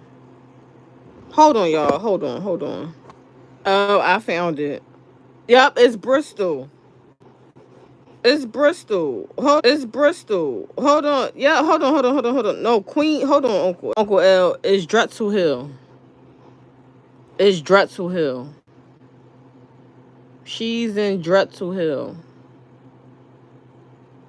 I'm sorry, Uncle. I had to think. I knew it was something, but when you drive there, you just I go off of the way I just take City Line Avenue. So it's Drexel Hill. Hold on.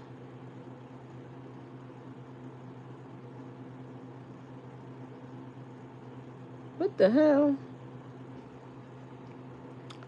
Let me see. Nope, it's Drexel Hill.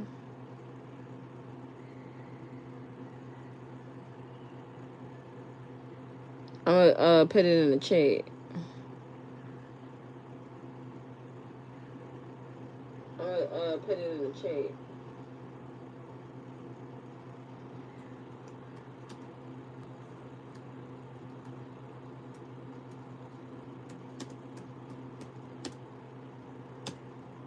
There you go.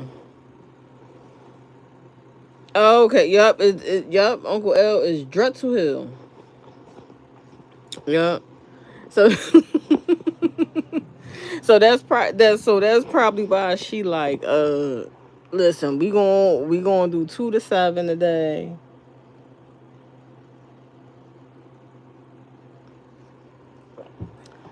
And because her neighborhood is kind of quiet, so probably like we can't be out there all night fucking jamming, partying, drinking. You know, probably in the house, but that's fine. But that's fine for me. You know, get some food, chill out, chill with my family, and go the fuck back home. Ain't nothing wrong with that. Yeah, that is a nice area, Uncle.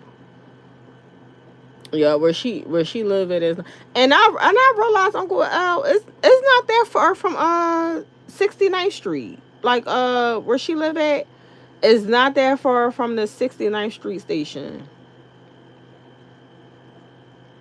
It's not that far at all. So let me hear about this news, the Philadelphia cops that killed this guy. Hold on.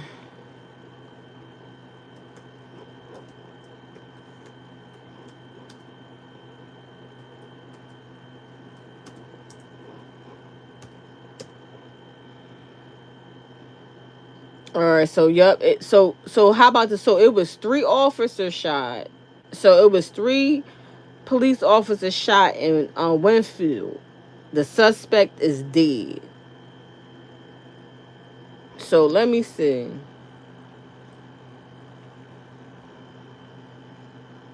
Yeah, it's right next to 69th Street. Like, you know about the city more than me, Uncle L. Shit, I be lost. Listen, I do not know my way around the fucking city. For me to be born and raised in Philadelphia, I know the basics. Hold on. News that we have been following throughout the night and all morning long. 3 Philadelphia police officers were shot in Winfield last night. Action News obtained surveillance video of the incident as it was all unfolding. We know this morning the suspect is dead and those 3 police officers are expected to be okay. Action News reporter Amanda Pitts has been following this story for us all morning long. She joins us live outside of Penn Presbyterian Hospital in University City with the very latest. Amanda? Yeah, Caroline, those 3 injured Philadelphia Yo, officers are receiving treatment. I gotta go to the bathroom real fast. But oh my God, I need to do a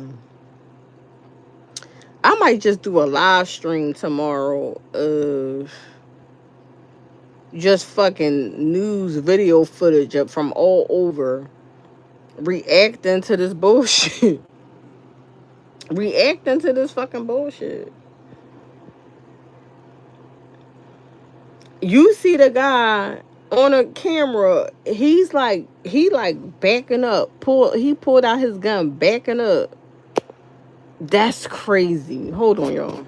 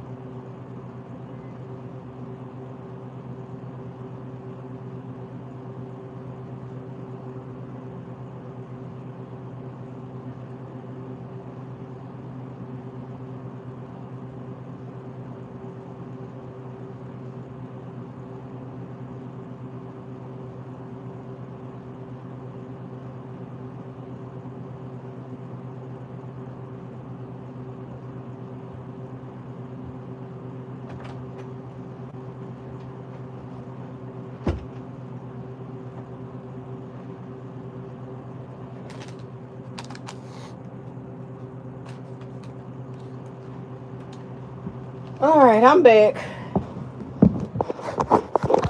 Hey, Donna. Hey, Donna.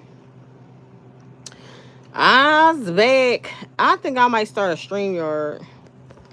I's back. So let me see. Here at Penn Presbyterian behind me after being shot by that suspect who was killed, and sources telling us he is a retired Philadelphia firefighter. Wow. These are the moments leading up to the shooting of 3 Philadelphia police officers in the city's Winfield section Saturday night. The ordeal caught on a city street camera. Officers responded to... And to my knowledge, Winfield is a good neighborhood. To my knowledge, is a little bit more quiet, a little bit more laid back. I ain't saying that nothing don't happen here, but Winfield is a good, okay neighborhood. Nice houses and stuff like that. To a shooting incident, a car was shot up. During that period, there was an individual who came up and engaged them. The suspect, seen here wearing beige pants, gets in the officers' faces and even pushes one of them. Moments later, police say he pulls a gun and opens fire. We paused the video before that gunfire is exchanged. I got hit. Investigators recovered nearly 50 pieces of ballistic evidence at the scene. One was shot in the face, one was shot in the hip, and one was shot in the leg. The officers injured, according to police, range from a sergeant with 8 years of experience to an officer with 2 years on the job. They were rushed to Penn Presbyterian Medical Center, where city leaders visited them overnight. They are in great spirits, considering what occurred. We are fortunate today. The suspect, a 57-year-old man, was taken to Jefferson Hospital, where he was pronounced dead. Sources tell Action News he's a retired Philadelphia firefighter. Why he was at the scene and why he confronted police is still under investigation. There's no indication he is involved in this at all. Why he elected to come into the scene and engage the officers, whether this was a premeditated. That's what the whoever is wearing a white shirt that always speak to the media, the chief of police. I'm just going of Philadelphia. He said he wasn't involved. He like, bruh, this ain't had shit to do with you, my nigga.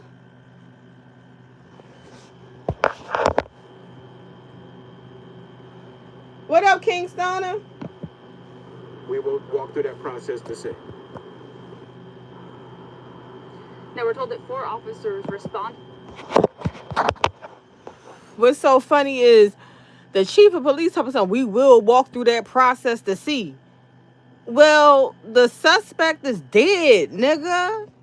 So we just gotta go through the process of what the surviving officers got to say.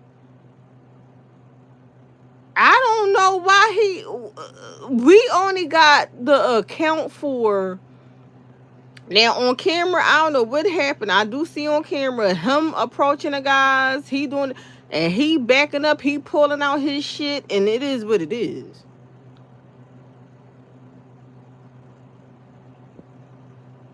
You got one officer that been on the police force for 8 years. You got one that's 2 years, and what I was told, you have some officers that worked their whole career and never pulled out their gun. A lot of the statistics show that a lot of officers can work their whole career, never have to draw their weapon, never have to pull out their gun. The rate is higher though, but I mean the rate is you know that we talking about a whole bunch of officers.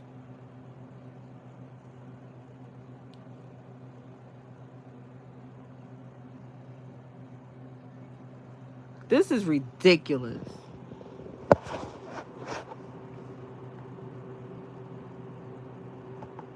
Responded to that initial shooting. 3 of them were shot. The one that wasn't shot did discharge his firearm. Again, those officers injured are expected to be okay. They are stable at last check. We're live in University City this morning. Amanda Pitts, Channel 6 Action News. Caroline. All right, Amanda, thanks.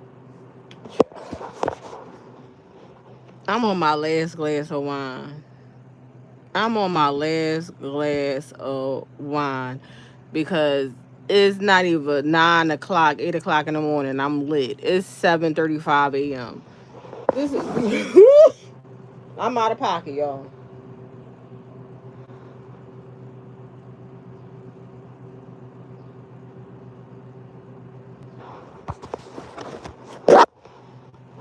I gotta go to Dave's Market. My daughter says she wants some pig feet.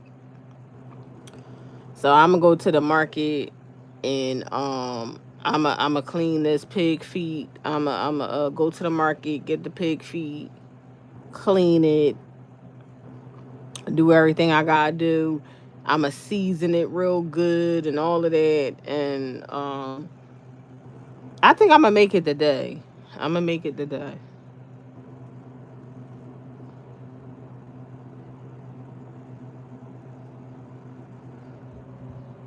If I make it today, I'll probably eat some tomorrow. Like, this is ridiculous. Like, I'm on my last glass of wine. I can't be. It's too fucking early in the morning. I'm fucking lit than a motherfucker. And I didn't even eat yet. I did not eat yet. I ain't eat a motherfucking thing.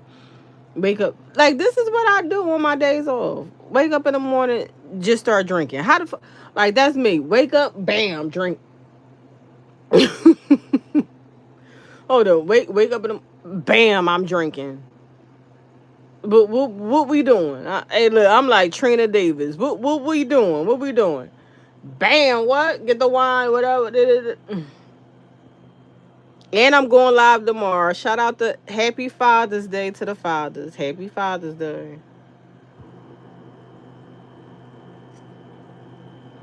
Now, this is the thing. Would I be texting my baby father? Would I be texting my ex Happy Father's Day? Absolutely the fuck not. Absolutely the fuck not. For what? The fuck?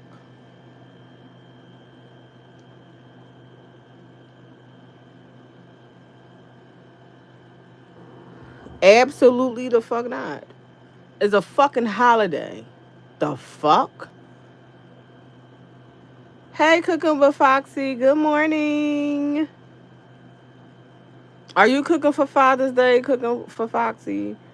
Like, absolutely not. I'm not. Listen. He got his own thing going on. He got his own family going on. You do everything you gotta do over there. I don't got shit to do with it. Nope, I'm not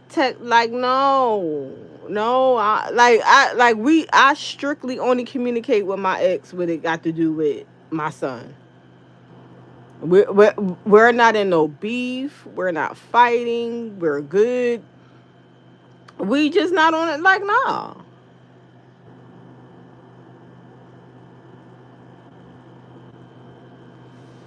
We are not on a communication basis because it's a fucking holiday that I gotta say Happy Father's Day to him. For what? For what? Knowing damn well I don't even really celebrate holidays, but it's a courteous thing. Listen, tomorrow, Happy Father's Day to the father. That's all I'm saying. Happy Father's Day. That's it. Y'all enjoy y'all day. Y'all do y'all cookouts. Y'all do whatever they gonna do. I know I'm going to cook something like I always cook. If somebody comes to the house, they come to the house. If they do, they do. They don't, they... Who gives a fuck?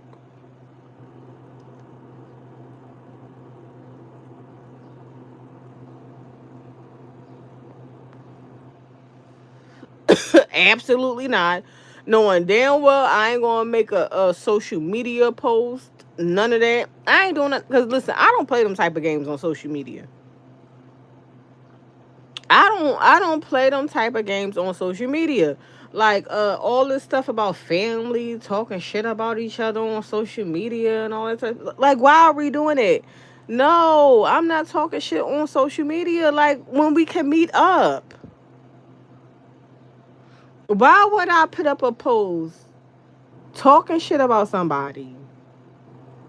Trying to, like, to me, what you're trying to get is like people on your side, public opinion, all that. Don't get me wrong, like I'm like YouTube messiness and YouTube drama, all that stuff. That's entertainment for me. I be fucking around with that.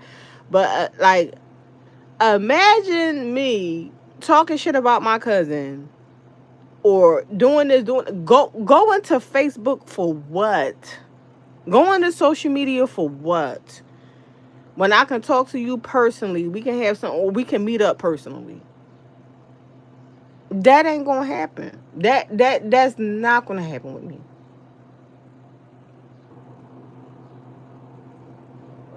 If anything, I'll write underneath your post, we can meet up. The fuck are you talking about?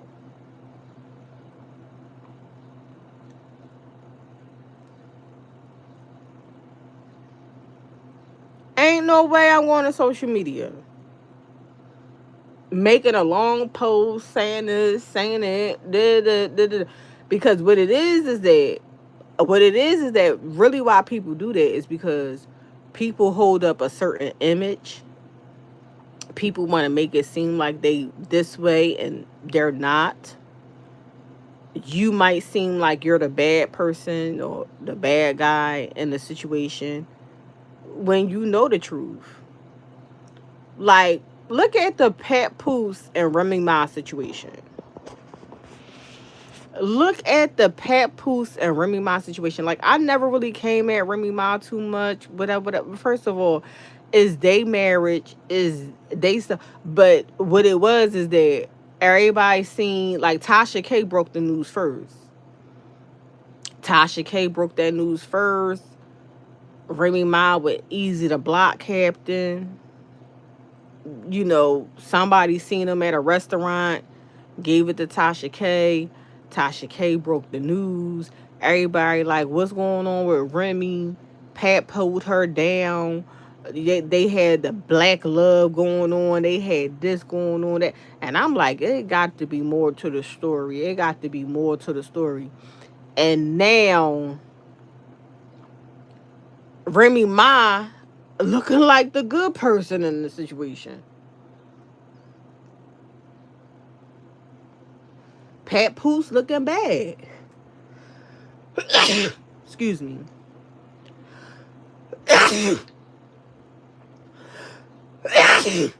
Ooh, excuse me. What up, 86? The original takeover. So, but look at that. Motherfuckers was gunning for Remy. Motherfuckers gunning for Remy. Oh, she ain't shit. She, this nigga held her down. Excuse me.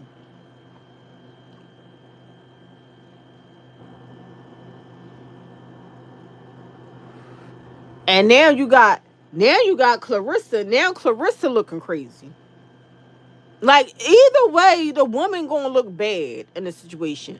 The women gonna look bad more in the situation. Even though Papoose is still married, even though Papoose don't want to get the divorce, even though Papoose up here doing business deals and all this stuff with this girl Clarissa. Thank you, Uncle L. And this is ridiculous. Papoose don't care about this woman image. He don't care about what she look like. Papoose is just in it for Papoose. What these niggas do. And women, it's in a woman's nature to really want to be settled down. Want to be with a man. And this is what's going on. Clarissa might act like she might act like a fucking man. She box, she do all of this, but she's male-centered. Clarissa is male-centered. And it is a little crazy that she does these hairstyles, dress. I mean, it's that. Like, don't get me wrong, like Clarissa just mimics that behavior. But Clarissa also gives me that if Papoose want another woman in the bedroom, another woman gonna be in the bedroom. That's what she gives me. Clarissa gives me that.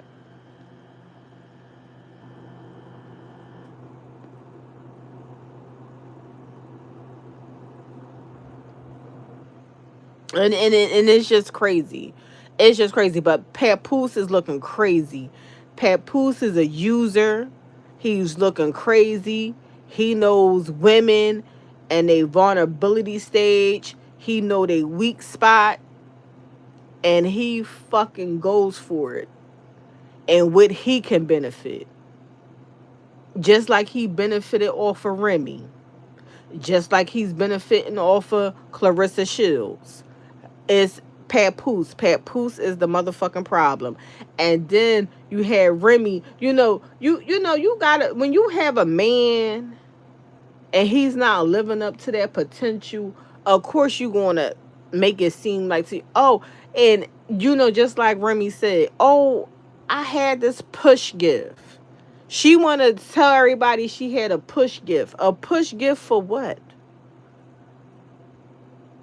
He brought you a truck because you pushed out a fucking baby?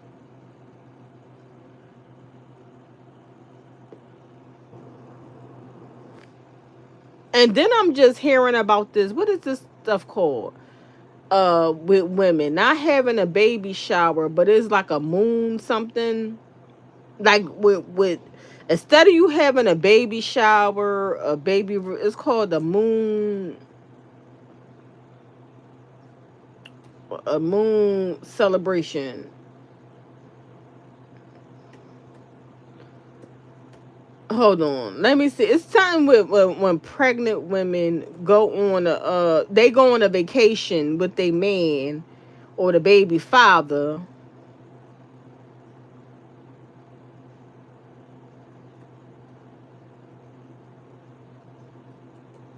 Hold on, I forgot what it's called, but whatever it's called, is these pregnant women.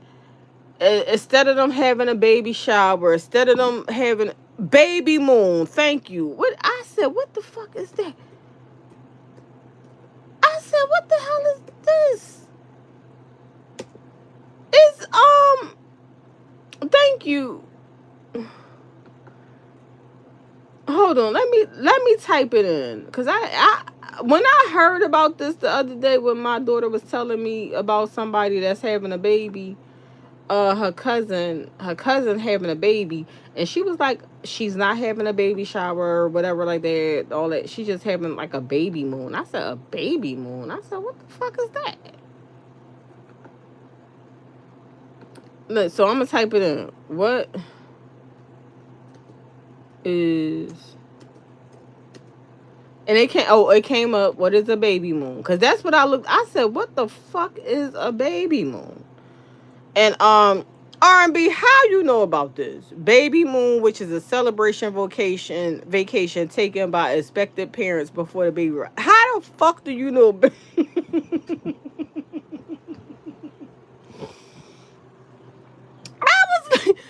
said, what the fuck is that? It's a relaxing or romantic vacation taken by parents to be before the baby is born. I never heard of that. On the eve of the third trimester. So this is on the eve. So hold up, y'all. I'm retarded. No, yeah, I think it's only 3 trimesters in a pregnancy. It's not 4. I think it's only 3 trimesters. Your first, your second, your third trimester, I believe. 3, 6, 9. Yep, that's about right. 3, 6, 9. It said on the eve of the third. So this got to be on the eve. On the eve of the third trimester, we board a plane for a week. Baby moon among a quiet candles of Amsterdam. So these motherfuckers.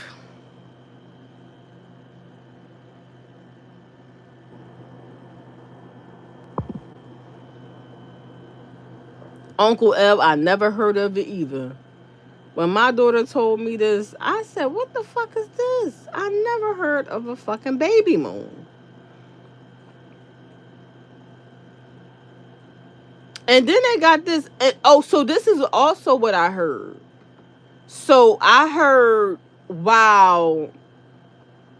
It said, what is a baby moon, top destinations, and how to plan. I heard while the parents is on this baby moon and all of that, you having this, you still give gifts. Hold on. What is this? Wait a minute, y'all. What? Hold on, because I be having pop-ups. Hold on.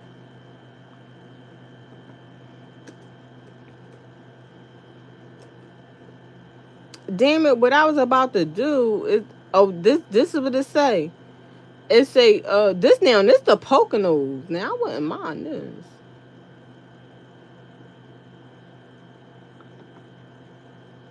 It say Poconos Mountain. If you want to go to the Poconos, they got it. They got the baby. They got weddings, meetings, group tours.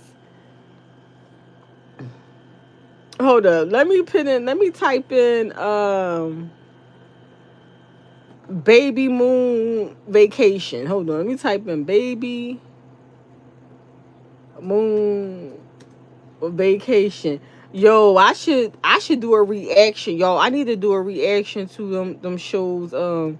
I didn't know I was pregnant. That's what I need to do a reaction to. That show, I didn't know I was pregnant. Yo,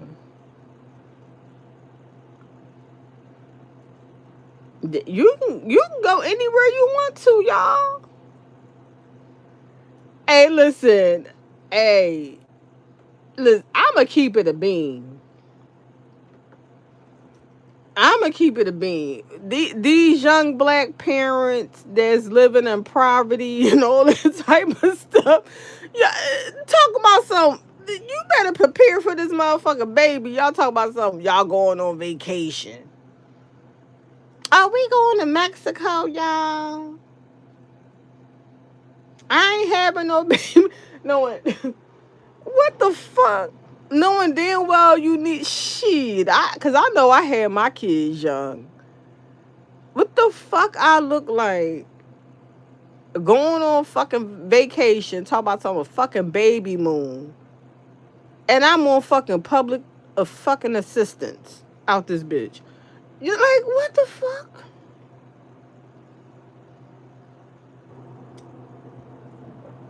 Because I know when I had my first baby, I was ignorant. I was like, oh no, I'm not getting on welfare. Oh no. What? Welfare? Food stamps? Then I seen that first bill. I was like, where can I apply? I was like, where can I apply? No, I'm not married. Shit. Then I wasn't married. Then I wanted to get some cash and shit. I was like, I don't know who my baby father is. I don't know. Lying like a motherfucker. They like, bitch, it says this on a birth certificate. Like, bitch, the fuck you talking about? Like, you talking about you don't know who your baby father is. Where the name is right here on the fucking birth. Well, okay, well, just take him to court.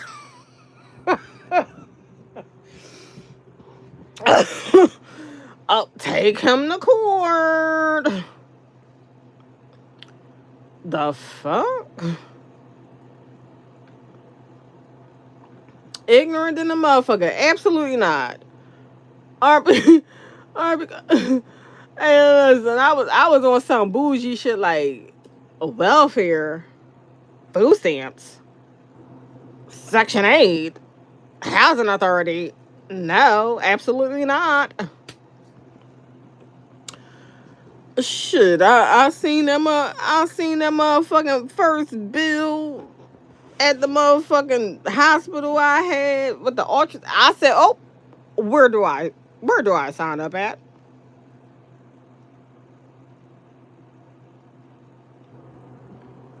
Shit, I'm 19. The fuck you talking about? 19 and pregnant. The fuck you talking about? Let me see. Baby moon. Oh, how you spell baby? Oh, hold on. Listen, I've been drinking. I was spelling baby with 2 B's. Baby moon. Destination. Oh, here was some right here. Pregnancy is a miraculous journey that brings with it excitement, anticipation, and a whirlwind of emotions. As the due date approaches, expectant couples often seek a peaceful escape to savor their last moments of tranquility before the arrival of their little one. Viewcation presents Best Baby Moon Destinations for Expecting Couples. Key West, Florida. Escape to the serene paradise of Key West, where the vibrant rhythm... Okay, Key West, Florida ain't too bad. Okay, so Key West, Florida ain't too bad. If you already in the United States and you're having a baby moon, expecting a baby, you and a couple, y'all can go to Key West, Florida. It's not too bad. But me personally, you better be saving the money for this baby. Bitch, Guess where I'm gonna go? I'm in Philadelphia. Guess where we gonna go? Maybe Atlantic City. Okay, that's where we gonna go, to the beach, Atlantic City. Okay. Rhythm of Duval Street mingles with moments of pure tranquility at Parrot Key Hotel and Villas. This hidden gem invites couples to surrender to a blissful retreat where every detail exudes modern elegance and the calming influence of nature. Parrot Key Hotel and Villas offers a choice between enchanting garden views and captivating waterfront vistas for your suite, room, or villa. Step into a world adorned with clean lines and contemporary aesthetics, perfectly complementing the surrounding natural beauty. Unwind on your private deck, basking in the gentle breeze as the sun kisses your skin. For those seeking aquatic adventures, the resort boasts 4 themed pools where you can make a splash or simply revel in the soothing water. Of course it's going to sound nice, Arabia. Of course, like, you have to get these type of people that make stuff seem so fucking extravagant. Like, some people are really, like, I got a cousin. You ever had somebody, like, they do your resume, they do whatever, and they can make something seem so, you be like, wow, just like these people now, when you eating pig feet, chicken feet, even meat that have like a lot of fat in it, like a lot of fat that gives that flavor and all of that, and they are fucking rephrasing this as collagen. I was like, oh my god, collagen. They was like, oh, this is like how these people talk. I'll be like, oh my god, like, they taking these fucking poor foods that we used to eat as a fucking child, that you used to get fucking teased for, whatever, and they like, oh, chicken feet have so many benefits because of collagen, because of this and that, and then I'm like, oh my god, like, how they, just like with the hair industry, you basically getting a press and curl, and they call these motherfuckers, they call this shit a silk press. Like, I'm up here looking at this motherfucking shit, I was like, this is a press and curl. Like, you're pressing out the hair, you're blow drying your hair, straightening your hair, pressing it out, and they're like, well, if you want a blow dry and this is that, but a press and curl is $150. Wait a minute, I'm paying for a press and curl is $150? Like, for a press and curl.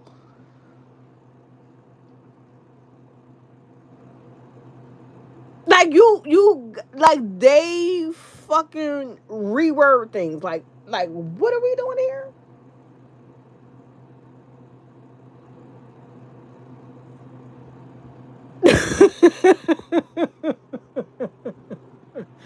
like they got these things with the locks. You take the locks, these motherfuckers is combing out the ends of their locks and want their locks straight. Like, what are we doing here? Like,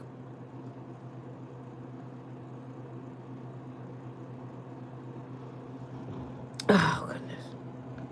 Waters. Dive into thrilling water sports activities, including parasailing, paddleboarding, kayaking, and more, ensuring endless excitement for adventurous souls. And when those pregnancy cravings strike, The Grove, the hotel's signature restaurant, awaits your arrival with poolside dining and delectable mocktails that'll tantalize your taste buds. Should you want to explore beyond the hotel's oasis, complimentary shuttles whisk you away to the...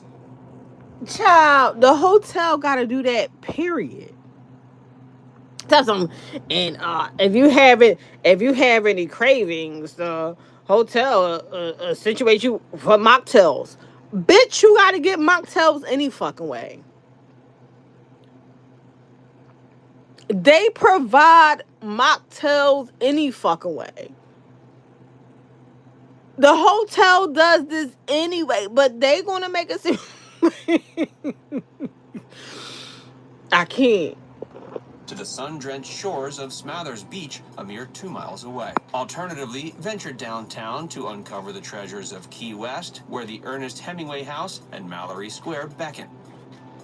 Cayo Espanto, San Pedro, Belize. Cayo Espanto emerges as a secluded haven in Belize, situated 3 miles away from the shores of San Pedro. This exquisite private island resort boasts a collection of 7 luxurious villas, each adorned with a private dock and impeccable butler service. It presents an idyllic setting for a tranquil and indulgent baby moon experience. Delight awaits as breakfast is brought to your exclusive retreat, whether it be your private poolside oasis or personal dock. The resort's skilled chef is adept at accommodating dietary preferences, conjuring delectable dishes on the spot to satisfy any pregnancy cravings. A dedicated butler and a team of on-island concierges. Listen, all of this is out my pay grade. Tells him a decorated butler. What the? This is, y'all. This is out my motherfucking pay grade.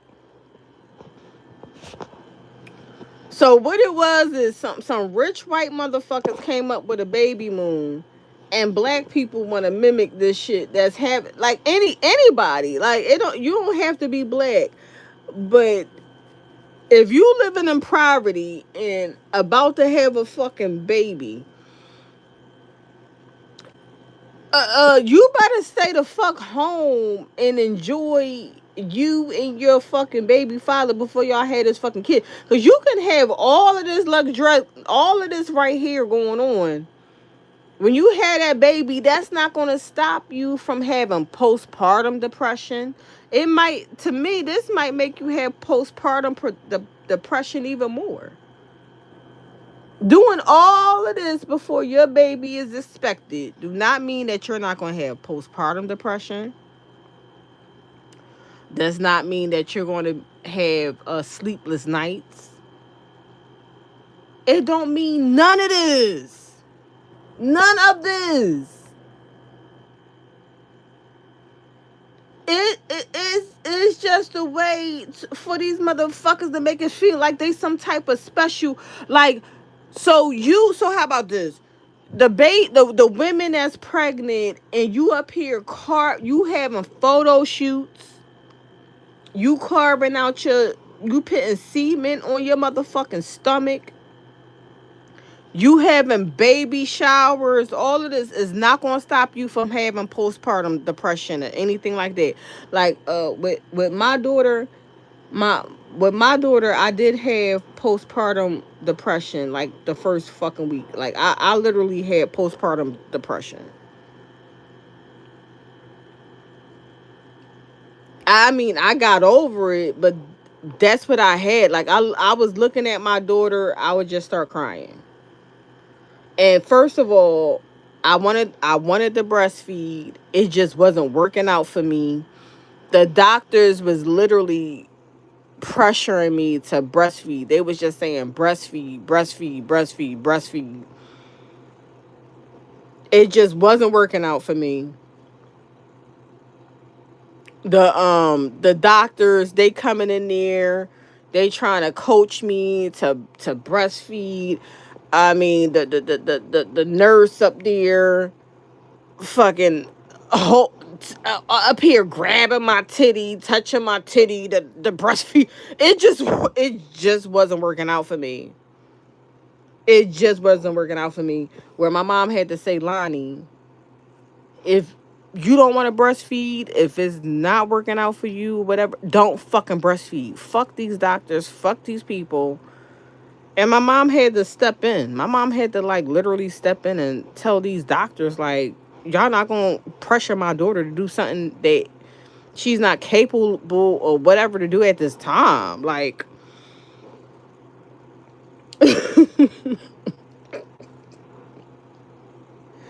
so I'm just saying, like, all doing, like, I didn't have a rough pregnancy, none of that. I had I was actually good during my pregnancy. I was good.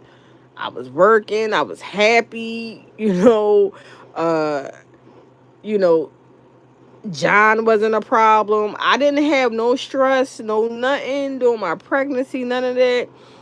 I think I had my baby shower after I had my daughter, though. I had my baby shower after I had my daughter, whatever. But it was just, you just go through this stuff as a mom.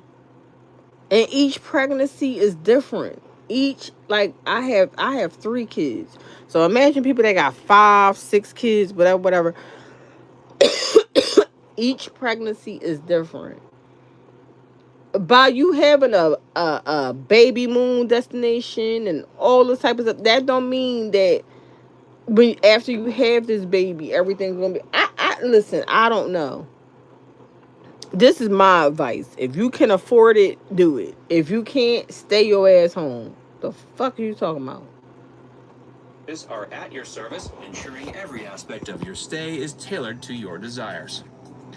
Puerto Vallarta, Mexico. Puerto Vallarta entices travelers with a captivating blend of majestic mountains and breathtaking ocean vistas. The city's vibrant art scene and diverse health and wellness offerings add to its allure. Expectant parents can revel in an array of delightful experiences, such as embarking on exhilarating whale-watching expeditions, setting sail to discover secluded beaches, and indulging in the discovery of local arts and crafts while shopping.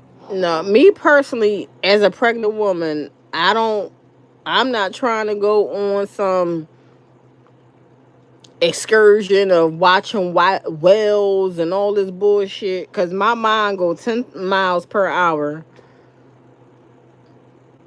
Listen, I ain't even trying to go on a flight or none of that while I'm pregnant. What the fuck is we talking about here? Puerto Vallarta promises an enchanting destination that caters to both relaxation and adventure, making it an ideal choice for parents to be seeking a memorable baby moon getaway. Umbria, Italy. Experience a distinctive twist on a Tuscan baby moon by venturing to the underrated gem of Umbria. Located in the heart of Italy, this gorgeous central region often goes overlooked in favor of its more renowned counterparts, but undeservingly so. Unveil the allure of its stunning cobblestone towns, adorned with picturesque churches, tranquil lakes, and breathtaking viewpoints. It boasts one of Europe's grandest waterfalls, a sight to behold. What's more, Umbria offers the added advantage of being a tad more budget-friendly than its neighboring Tuscany, making it a feature-rich and affordable choice for a remarkable baby moon destination in Italy. Hawaii. Hawaii stands among the finest baby moon destinations, particularly for parents hailing from the U.S. Hawaii expensive as shit. Like listen, I bet not see nobody I know going to Hawaii times when they expected to be. They bet.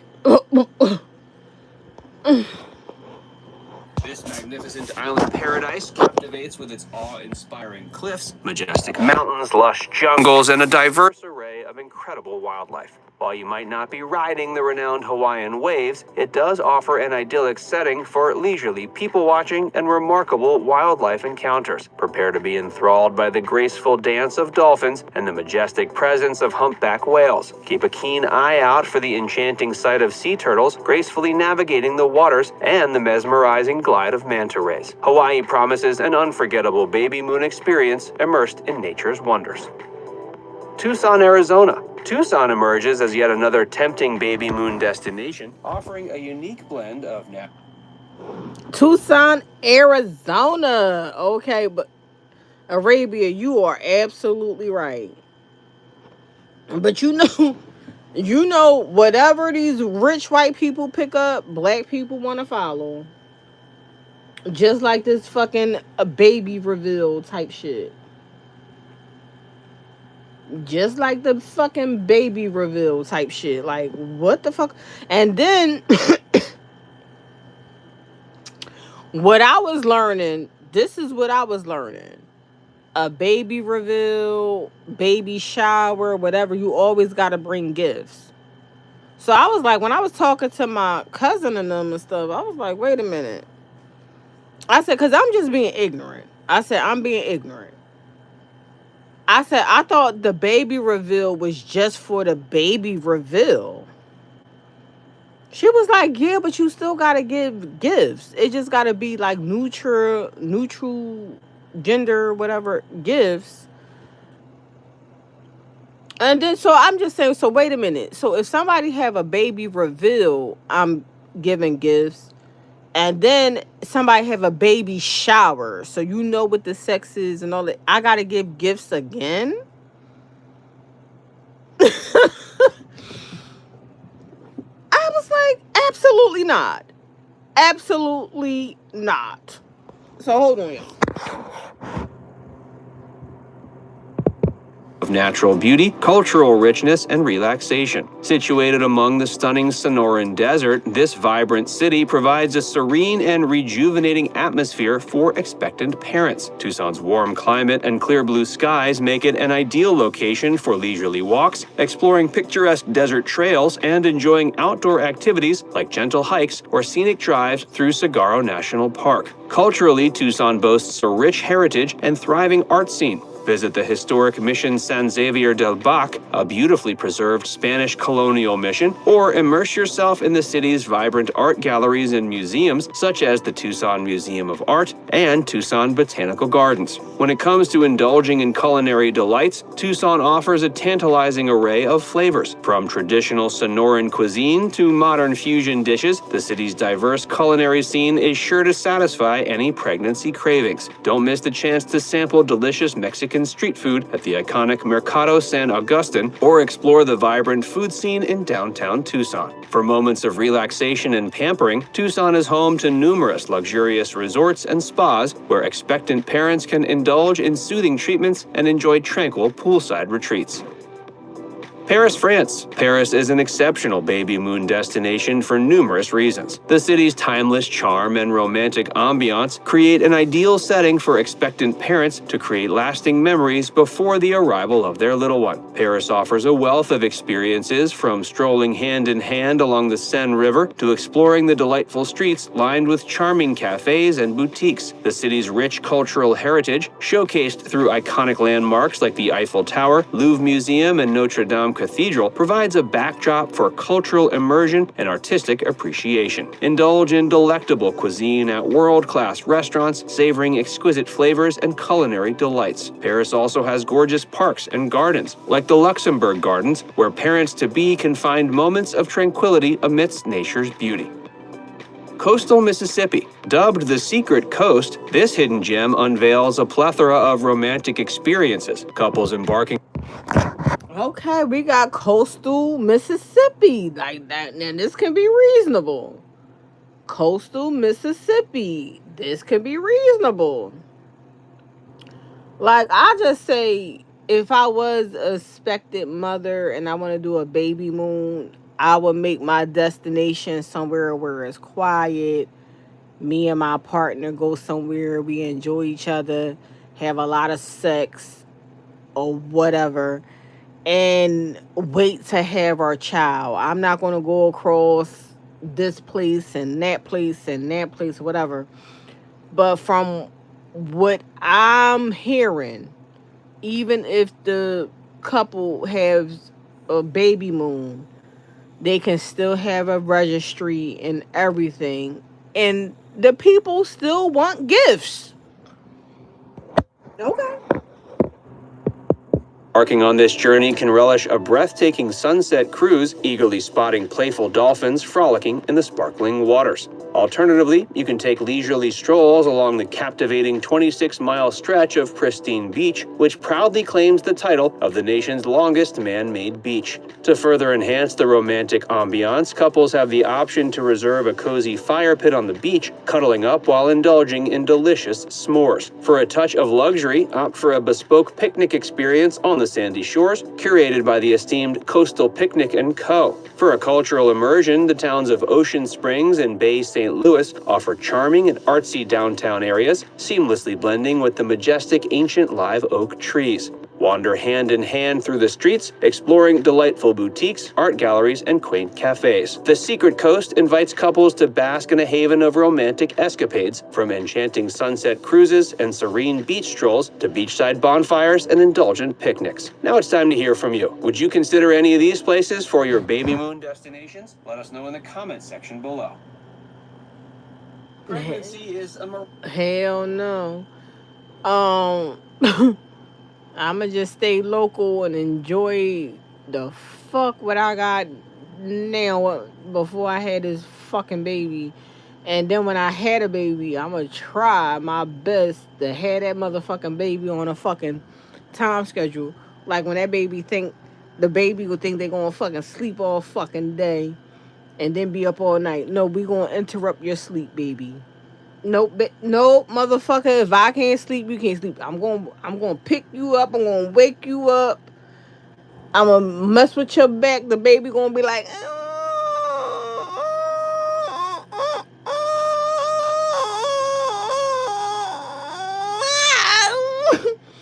no, no, no, you, no, no, no, no.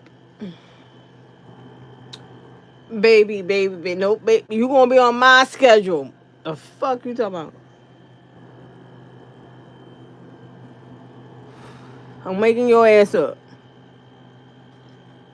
I'm waking your ass up. After a couple days, you'll get the drift. We gonna be on the same motherfucking schedule, motherfucker.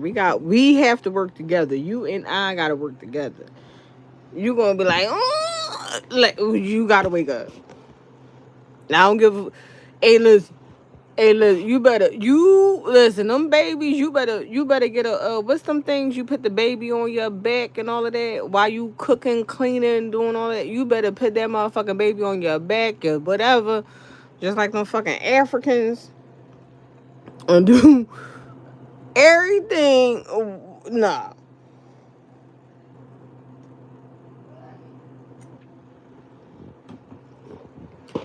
And then if I know I fed you, I changed you, I did all of this, I'm going to put you up in a fucking baby little resistant thing where I know you can't go nowhere, you can't do nothing.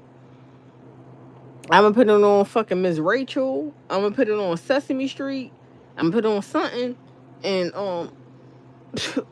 I'm going to sleep. I don't know if you going to sleep, but I know I'm going to sleep.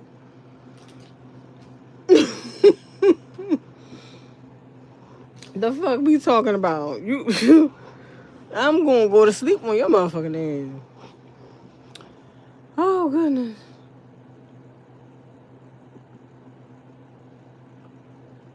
At least by 9 I'm out of here. Cause I know for a fact.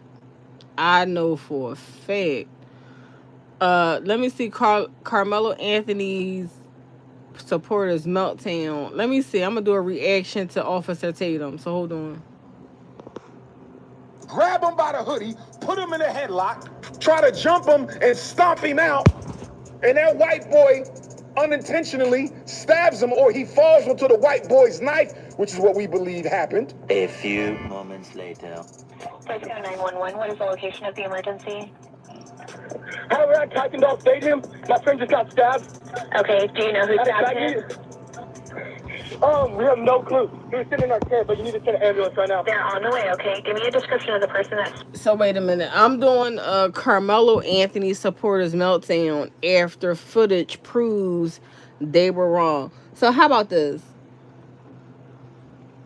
This is how I'm looking at it. You have a lot of YouTubers. I don't care if they black, white, Asian, Chinese, whatever. You have people that have their own agenda. You got people that have their own agenda. You got people that have an audience that gonna make their money any type of way. Even with Officer Tatum. Even though I'm playing Officer Tatum, I said Officer Tatum. But even though I'm playing Officer Tatum video right now, I'm just playing it because it came up. I'm looking at the footage. I seen the footage, and I'm playing it because it's not showing what a lot of people said that it was gonna be. I'm not seeing it. I knew that black boy was guilty because he was brought there with. Hey, listen, Arabia, and that's your opinion. That's how you feel. And when Carmelo talked to them cops, he said, I know what it is. I know how it go. I did it. He like, Like, so this is my thing with Carmelo and his parents and all of that. And with some of these cases, it shouldn't have been a trial. He did it. He claiming it was self-defense. You can still claim self-defense and still be sorry for what you did. Like, if somebody was attacking me and I took that person's life, I can be sympathetic. I can be apologetic because I know that, like I look at it like, let's just say if it was a man that was attacking me, or anybody, just say another female, whatever, a woman beating me up, attacking me, and I take their life, I can be sympathetic of that. Even though I'm grateful that I'm still alive, I could be still sympathetic about that situation because I didn't want to take their life, but I had to. So another thing, if you go back to the Trayvon Martin situation, and I understand that they told the guy, don't pursue him, leave him alone, whatever.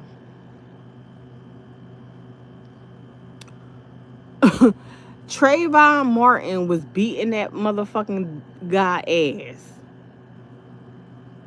And in that moment, when he was beating his fucking ass, that guy really was scared. Thought that he was in a life or death situation. He killed that little boy.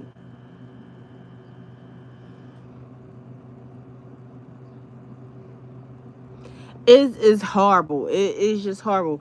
Like, I watched this one footage where, now this was in New York. It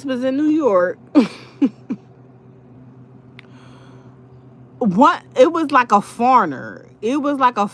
Like, but this was a crazy situation. This was like a foreigner. I think he hit somebody's car or something like that. The person got out the car, beat the motherfucker up. The motherfucker was screaming. He was like, screaming, like he was scared. He was literally scared, but he didn't kill a guy that was beating him up. He didn't. But he could have if he wanted to. Like, the bullets. And listen, his dad came out. I think the dad came out, something like that. He didn't even help his own fucking son.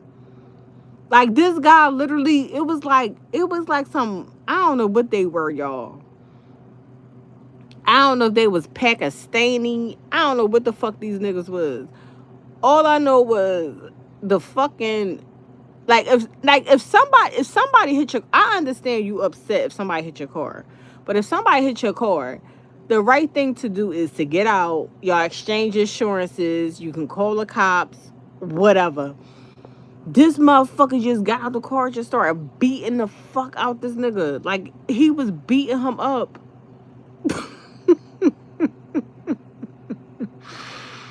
And the dude was scared. Like, you would think that this is hands, man on man combat. This is hands. You think, this is what I think. A man or woman. If somebody hit you with a fist, you hit them back with a fist. Somebody beating you up, but some people hands are registered. Like, some people never been in a fight in their life, never been in combat in their life or nothing like that. So, this is the shit that, but I'm just saying, this motherfucker, he was like, the dude was screaming. The father, he was like calling the cops. He's like scared. I was like, what the fuck is up with these pussy ass niggas? Like, I would not want to have men like that around me. Men are supposed to be protectors. Like I look at men as supposing to be protectors. Like, they are in the line of duty. Like, they gonna protect you. They gonna protect their family, even if they know they going and running into danger. And I respect that. Like, I literally respect that. But you got a man that's not trying to even fight back. Like, you not even trying to fight back. You up here yelling and screaming and hollering like a fucking bitch. And I thought it was funny. But I was just saying, at the same time, if that nigga pulled out a gun and killed that man, it should have been justified. Because that man was literally scared and in fear for his motherfucking life. He was in fear and scared of his motherfucking life. Now, whatever time he got to do, that's whatever time he got to do. Like me personally, I think if you're getting, like, now, if somebody was to come at you with a weapon, a bat, a knife, you know, even a gun, and you fear for your life and you got to fight back and you got to pull out something and kill that person, that's what it is. But my thing is, fist on fist, what?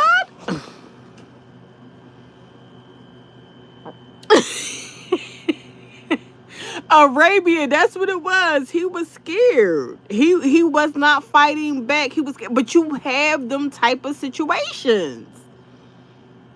Arabia, we have to be realistic. Like, it was like, I remember I got into a situation in high school. Where me and my friends had to fight these group of fucking badass kids.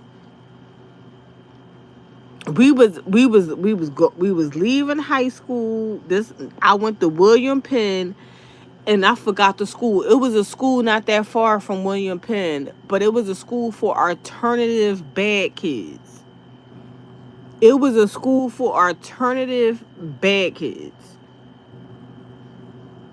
And I don't know what happened. I really don't remember what happened, but all I know, somebody was messing with one of my friends. Somebody touched her, picked with her, did something.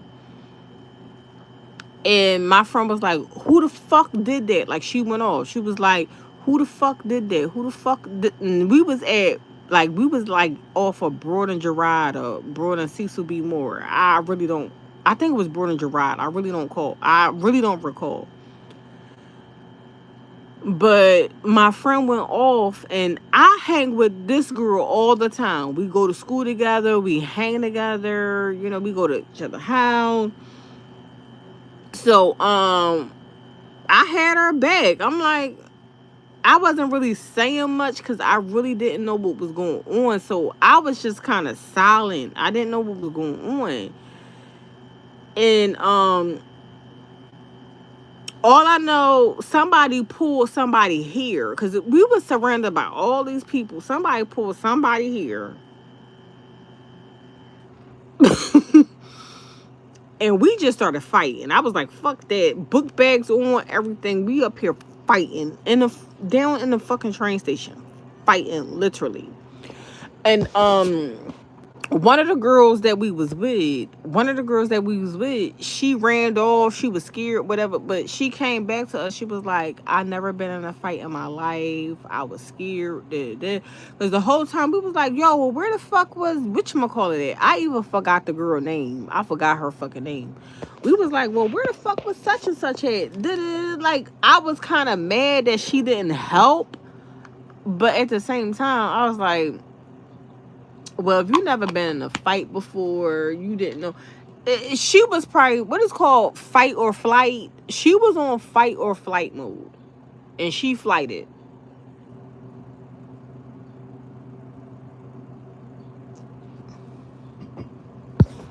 But No, I was riding. I was like, fuck that. We was up there holding our own with these motherfucking badass motherfucking kids from this motherfucking high school. Like, what the fuck? Like, shit. But like I said, I don't even know what the whole point was. I don't even know what my whole point was, y'all. But my whole point is, it just depends on the situation. Whatever happened. Let me do this story. Hold on, y'all, because I don't even know what my whole fucking point was. My whole fucking point was, this is my whole point. If I can de-escalate, I would de-escalate. But you gunning for me the fuck out of here.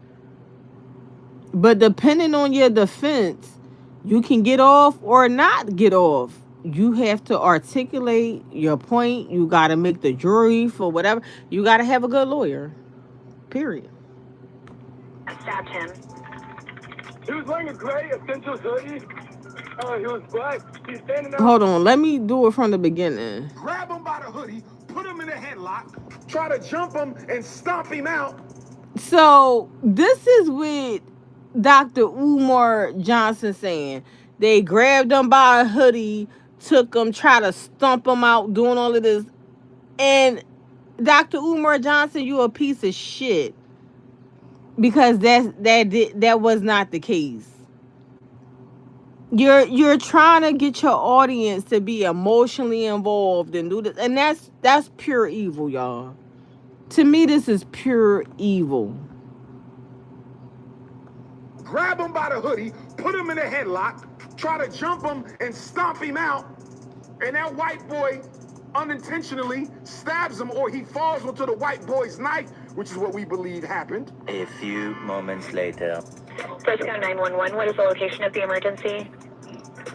We're at Kuykendall Stadium. My friend just got stabbed. Okay, do you know who stabbed him?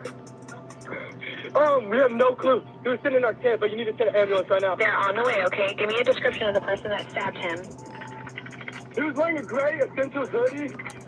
But that's not cool, Arabia. Yeah, Umar is a clown, and it just makes people pure evil. Just tell the truth. Just tell the truth, because to me, a lot of truths can be a thing. No, nobody can't tell me what I see every day, what people experience every day, especially with black people.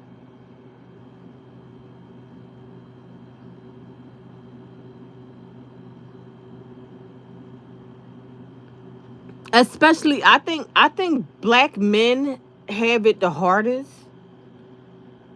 And the reason why I can say that, because I hear this from other black men.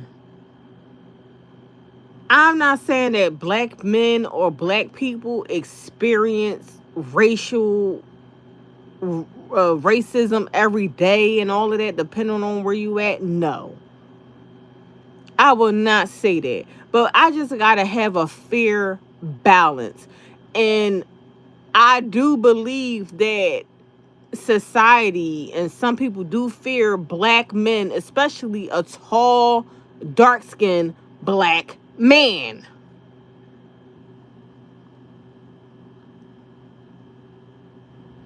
If you blacker than blacker, tall, dark-skinned, you see, like, I'm not gonna say racism too much, but like a fear, maybe a racial violence. I don't know, but this I can just go by my experience or having social things and stuff. Like, it is a thing. Do it happen all the time and all that type of stuff? I don't know.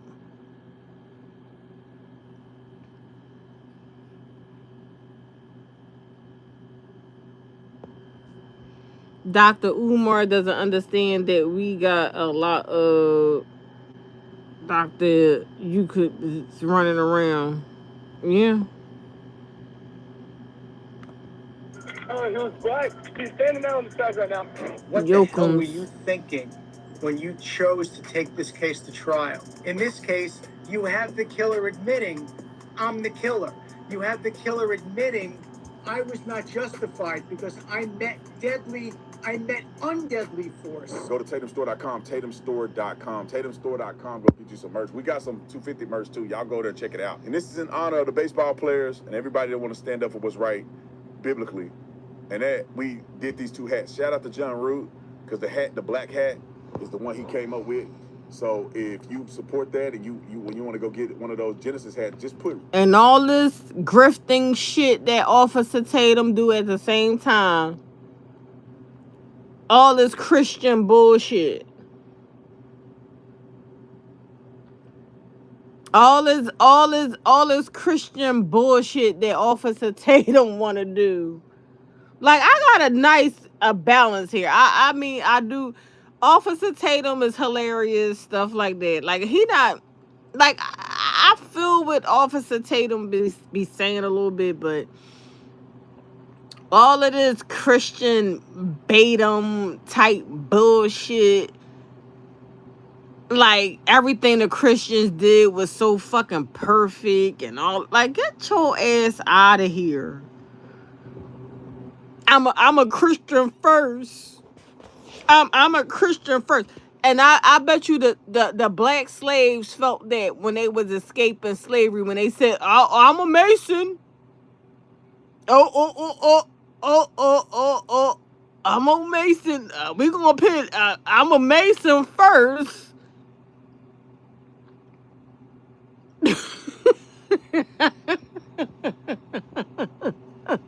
That's I'm a Mason. So how about this? Even this. I'm a Muslim. That's why I can't get down with the Muslims talking about Christians. And I said, wait a minute. Muslims was enslaved too. Black Muslims was enslaved. But they want to talk about Christian. How the fuck can you say that, I'm not going to follow, well, the white man wanted us to be Christians and I ain't going to be a Christian and now you're a Muslim. But wait a minute, the fucking, Muslims was enslaved too by whoever the fuck them people were. I know they wasn't black. They was some, I don't know. Listen, I don't know what the fuck them Arabs was. The white Arabs? You had white Arabs enslaving black folks, but they still want to be Muslim. Like, get the fuck out my face. Oh, Lord. Yes, religion is corrupt all the way. Religion. That's why I'm saying Tatum falling off of this. I'm Christian first. I ain't black. I'm Christian. But he the one that want to talk about other people leading off of race. But this is what he's saying. Like, he's the main one that lead off of racism, lead off of race, but he can't have a fair analysis, a fair balance. Like, I see right through Officer Tatum. Put Root in and you'll get 15% off. That's just the Genesis hat. Me and him partnered on that one. So put Root in. Gotta give him credit for the hat. He came up with the hat. And it's a killer hat. I'm gonna send these to some baseball players. But if you want to get it, it's on the store right now, ready and available. If you don't know what Romans 1:27 is, if they put Romans 1:27 on that hat, then people would be crying in the middle of the street. But if you don't know what it is, go look it up. I sure don't know what it is. Fake. I sure don't.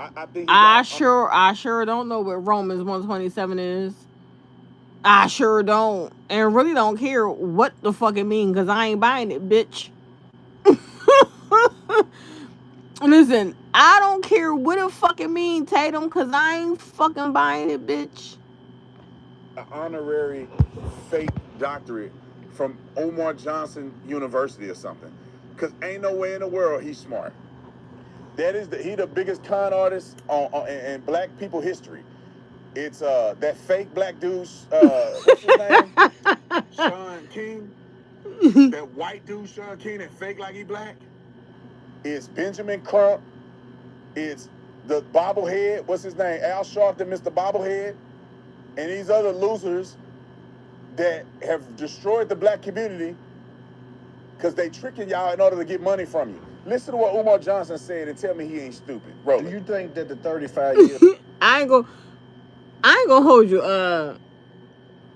I do think Officer Tatum do look good to me. Like I do think he look good. But Officer Tatum is like Officer Tatum get on my nerves, but he do look good to me. I ain't gonna hold you. years felt like justice, though? What It should have never came to that, first of all. It should have never came to that, first of all. So you think he should have got off innocent of the charges that was brought on Carmelo Anthony? Let's go back, because you're putting the cart before the horse. Let's go back to the indictment. You're putting the school before the money. How about we talk about that? I mean, it's Dr. Umar Johnson. You ain't never built that school. I seen a video of him claiming it's a school. That was 45 years ago. Let him finish. From the grand jury. The grand jury decided Carmelo would be charged with murder. Who's on the grand jury, Loon? You don't know. It's a secret. I want you to see how white supremacy operates behind the scenes. You can't challenge the grand jury, Loon, because you don't even know who they are. Right. So the people who decided this 17-year-old would be charged with murder. Hold up, Dr. Umar Johnson. Let me see if I can do a clip off of that. Let me see if I can do that clip off of Menace to, what is it called? Menace to Society. Oh my God, I gotta do a video tomorrow. I have to do a video tomorrow. I'm just on here talking. What's that? Menace to Society. What's that? Menace to Society.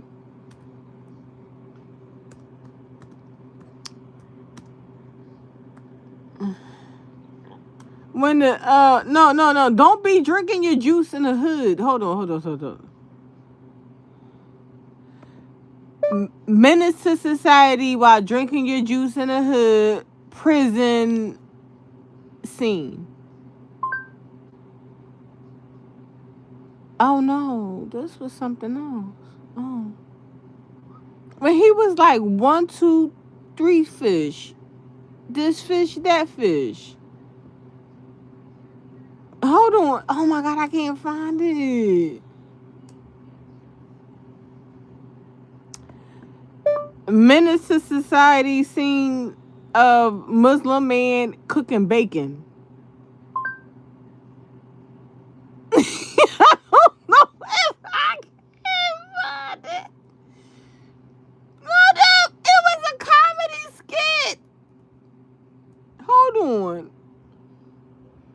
Dr. Umar is a cash-app queen. Yes.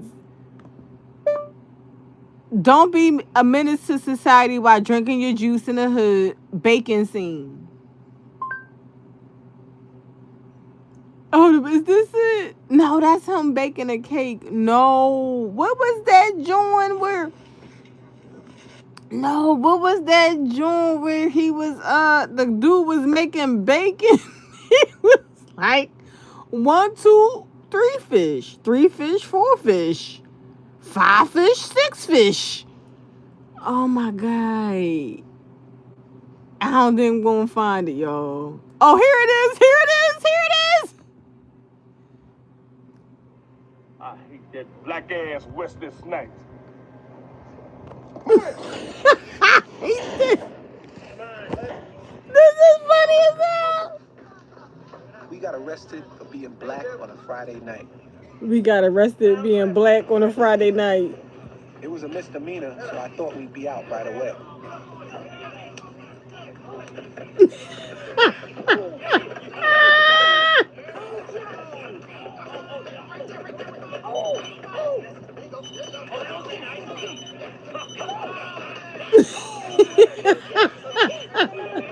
Yo, they playing a video game.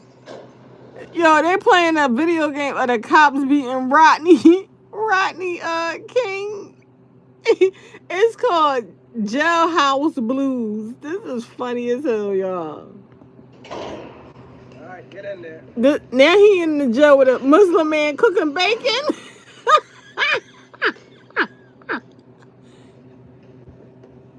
What's up, young blood? What's up, young blood? Swine, my brother? Swine, my brother. If you hit a man in time, his wounds will heal. You can replace what you steal.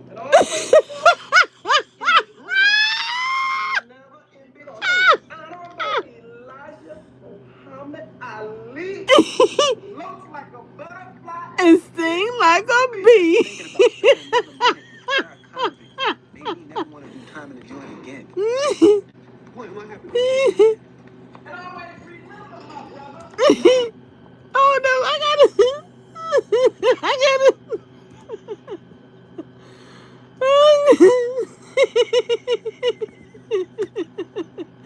oh, that's how it be with the Muslims. Oh my God, that was too funny. Oh, if I just put it on my community wall, anybody wanna watch it? He said, folks like a butterfly, sting like a bee.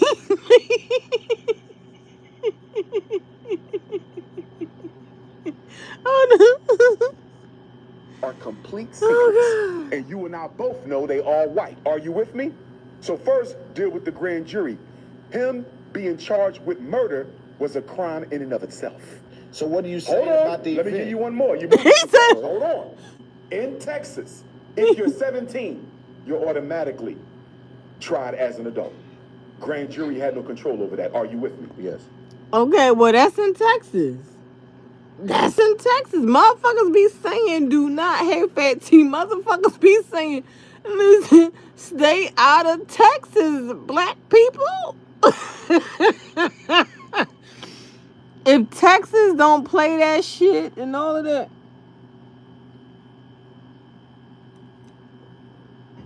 Stay out of Texas. He was 17. He's automatically tried as an adult, but he doesn't automatically have to be indicted with murder. That could have been aggravated, right? Manslaughter. Right. There's a whole list of crimes they could have went with. So you're saying he should have been charged, just not with... Time out. Time out. I think he went to ignorant black folk university and got ignorant? a degree. Honorary. He didn't even study this. He said ignorant black folk. From a fake university where dumb black people go. I was to say the funniest shit. He said ignorant black folk.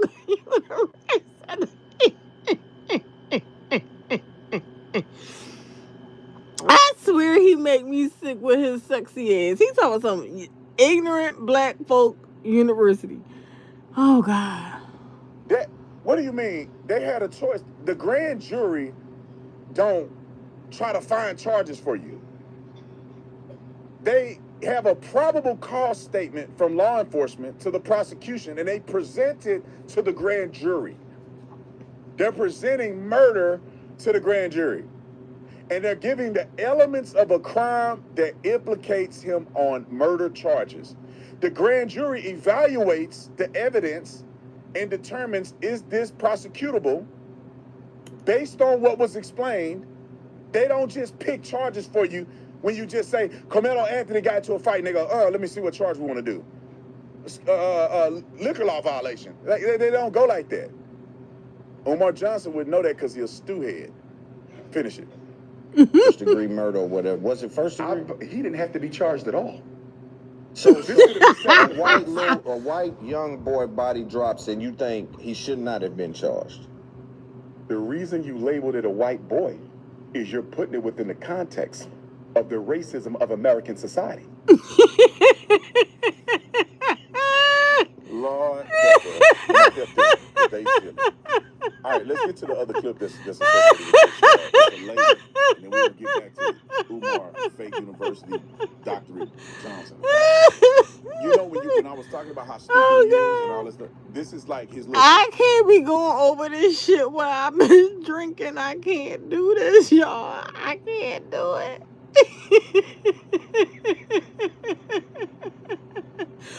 1, 2, 3 fish, 4 fish, 5 fish, 6 fish, 7 fish. Sister or somebody. Oh, God. Look at this woman. Put her up on the screen. Woman, do your wig piece right. Before you start doing all that talking, you got to get them edges done and that wig thing right. Oh, God. And y'all... This Officer Tatum. This is Officer Tatum. And the video says Carmelo supporters meltdown after new footage proves they were wrong. And Officer Tatum up here coming at black woman wigs. I can't do the Officer Tatum. Y'all always talking about white people, but you appropriating white people hair. You know if you pull that wig off, it ain't nothing but naps. That is not appropriating white people hair. All white people hair ain't straight. See, this is what I don't like about these jigaboos. All white people hair don't look like this, and all white people hair ain't straight. But okay, we're gonna go with this narrative. Naps under there. Balled up fabric. Balled up fabric. To start back here somewhere. Damn, he said balled up fabric. You hear what this Officer Tatum saying? You hear balled up fabric. Oh my God. Like I gotta, oh my God. So that's why I love my natural kinks, y'all. I love my melanin. I love my motherfucking kinks. I love all of that. But if I want to switch it up, listen, black women can wear our hair any type of way. We can wear it straight. We can wear it kinky. We can wear it in any type of way we the fuck we want to, okay? That's why, listen, let me not. Officer Tatum would not get me triggered. Lady, get your stuff. Get that lace front together before you start talking crazy about people. Roll the clip. Telling me a grainy video is shown to jurors, but it was shown in 4K clear to the people that witnessed it. No witness on that stand had that little man's back. None, 0 out of 21 people being questioned. Time out. Black people logic. She said not 21 people and not one of them said that Carmelo Anthony was innocent. Ma'am, that should tell you all you need to know. You had white, you had black, you had eyewitnesses who were there that said Carmelo Anthony was wrong. And your logic says they all wrong. Everybody wrong? Roll the clip. Come on, man, I'm done with all of that. I feel the same way about white people, the same way they feel about my people. Yeah, try one of us. I mean, even just following the But here is this: these people were not there. And this is the problem with social media. This is the problem with everybody. These people were not there. These people don't know each other and everything. And this is why I say Carmelo Anthony parents fucked up. The whole defense team. Everybody fucked up. Because the media, people that wasn't there or whatever, made that about race.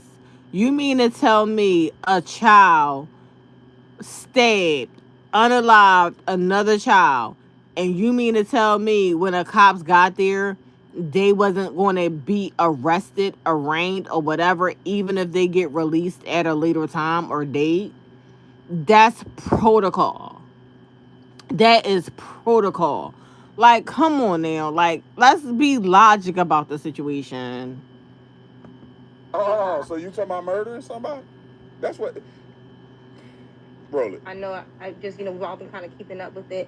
And just to see even that the judge, the defense attorney, and Austin Metcalf's father was in, a picture at a party they having the time. There is an alleged post from Austin, from, of course, before he passed, that, he had 2 assault rifles on his, resting on himself in the car, saying that I dare one of the monkeys to come to this track meet today. But this is what?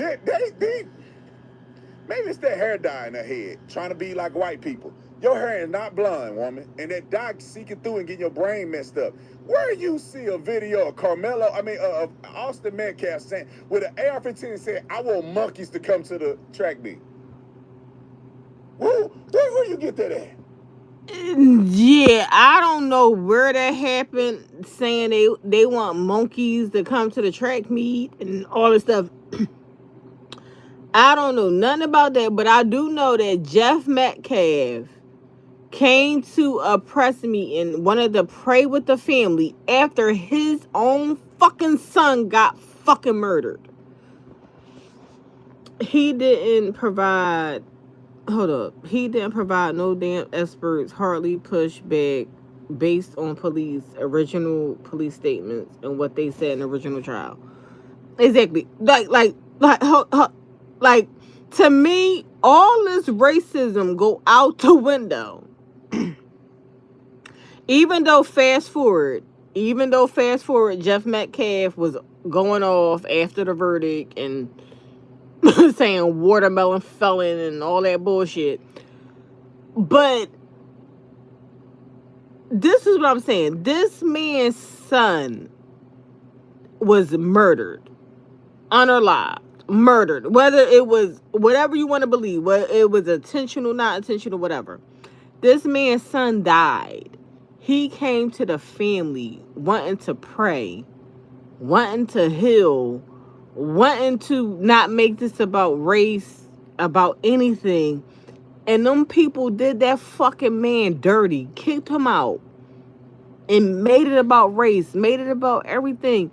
And this man came to them and his fucking son died.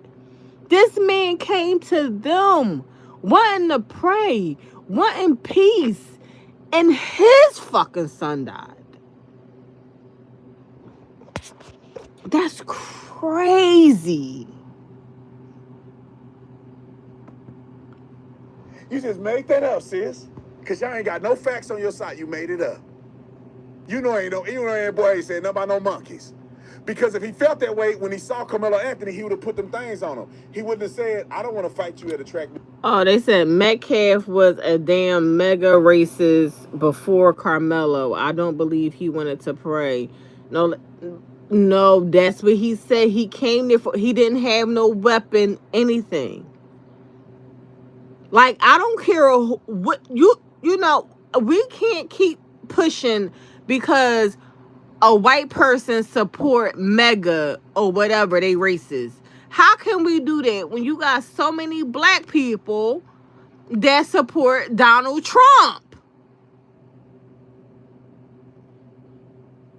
You had black people, all that type of stuff, fucking with Trump, all that type of shit till he wanted to go for president. You had so many people, people turned their back on Chrisette Michele, all because she performed at the fucking White House.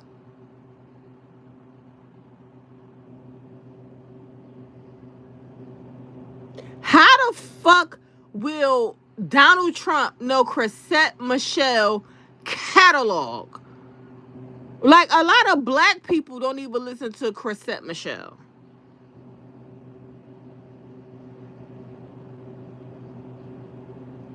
Like, Chrisette Michele is identified as neo soul, that type of shit.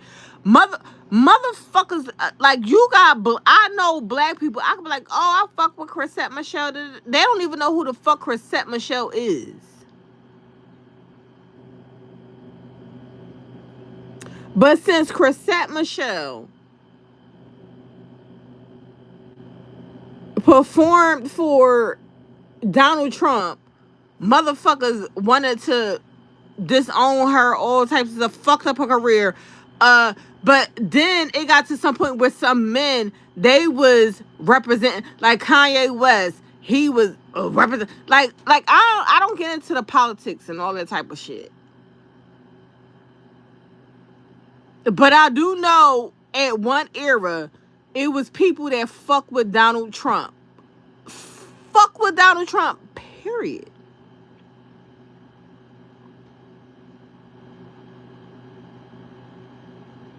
People want to say Donald Trump a racist, Donald Trump that, but they don't want to talk about the part where Donald Trump helped black people.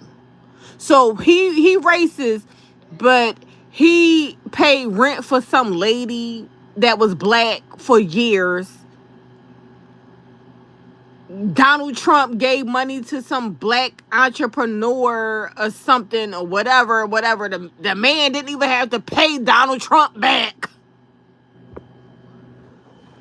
So, I mean, come on now. We got to get the facts right. Hey, man, can you move out the tent? He would have started whooping Carmelo. But y'all can't be honest to save Jesus Christ. It's 19 seconds left. Let her finish.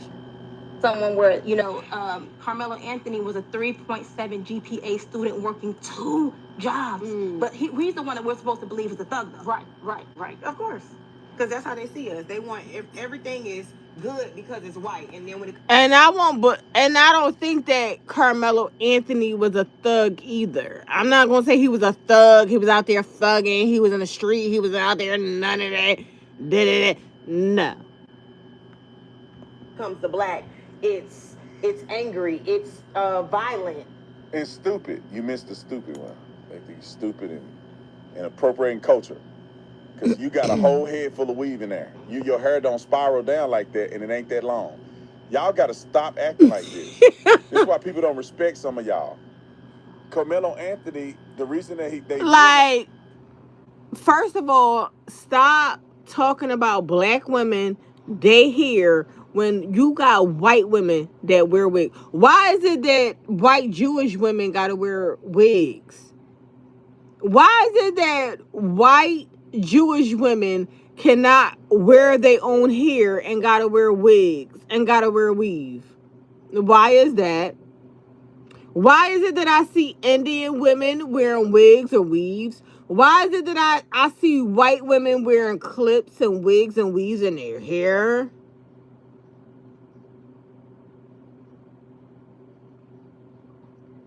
Why is it that white women have to tan? They gotta tan all year round. Why is it that white women gotta wear makeup? Asian women gotta wear makeup? But black women get criticized for their beauty enhancements? Whether I agree or disagree, I'm natural. I rock makeup or whatever, or this here and there, but why is it that black women get criticized for their beauty standards, but these other different races of women don't? Because you have a whole Jewish community that wear fucking wigs. For what reason why, I don't know. I ain't fucking Jewish. And I ain't fucking white. The Asian cosmetic community, that is self-hate. Listen. You think black women got self-hate? No, the Asian women have self-hate. Them bitches hate each other. Them bitches hate themselves, y'all. Hey, Cash Money, how you doing? The Asian women, they fucking hate themselves. They literally do. But black women, because we like and people think that long hair is healthy hair and into all this type of, listen, it is what it is. But me as a natural woman that, I'm not saying that I won't wear a weave. I won't indulge in makeup. I won't do. No, I'm not saying that. I do that on occasions and all that type of stuff, but I mainly like to wear my. But why is black women always being scrutinized for our beauty enhancements? But you, like, I'm gonna do a video. I'm gonna do a fucking video of these fucking women, these non-fucking black women and their beauty standards. The fuck out of here. Like, cause at the end of the day, I'm gonna stand up for mine. Feel like that because he killed somebody. He killed somebody. Somebody died because he stabbed him at a track meet. That's why they view him like that. Come on, let Umar say one more thing and then I gotta be done. Is my barber down there? Let me flip it around for you, Loon.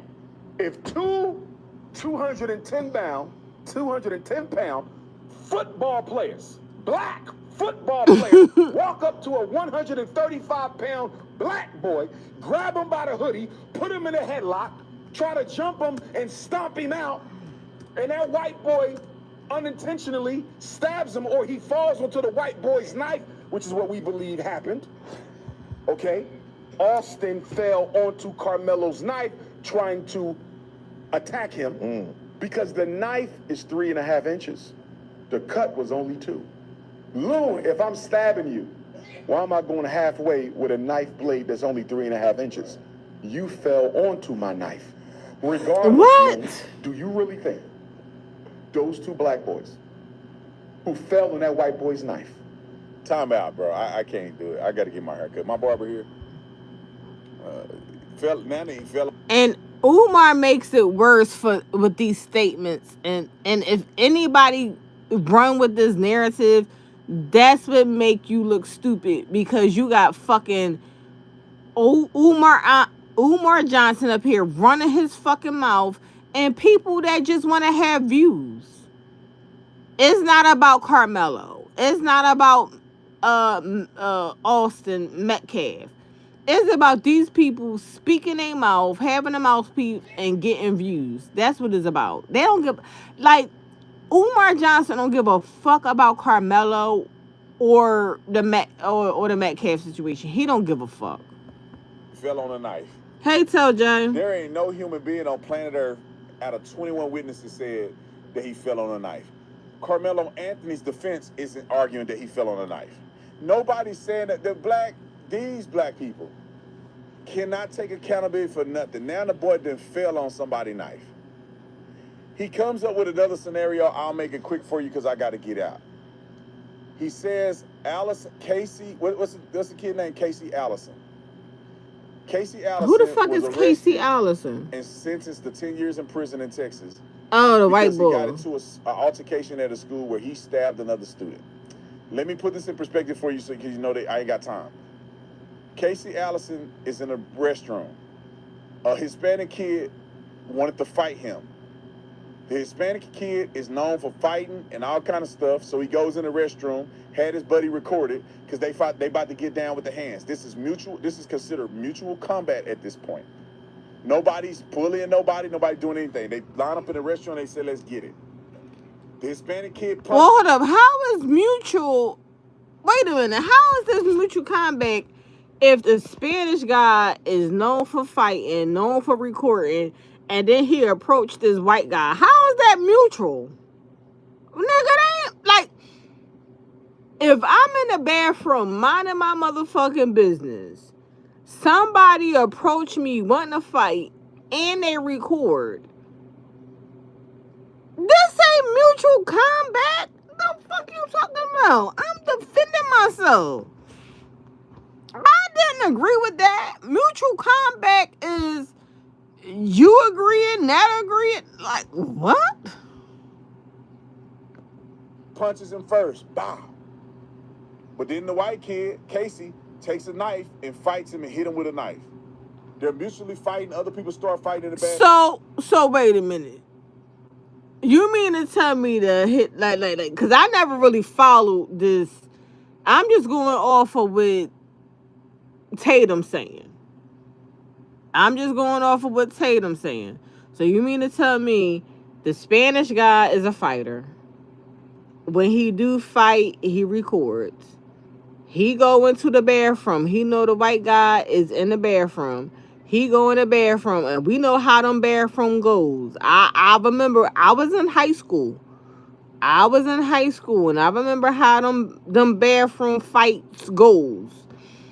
So you mean to tell me he go in the bathroom, approach this white guy, hit the white guy, and it just so happens that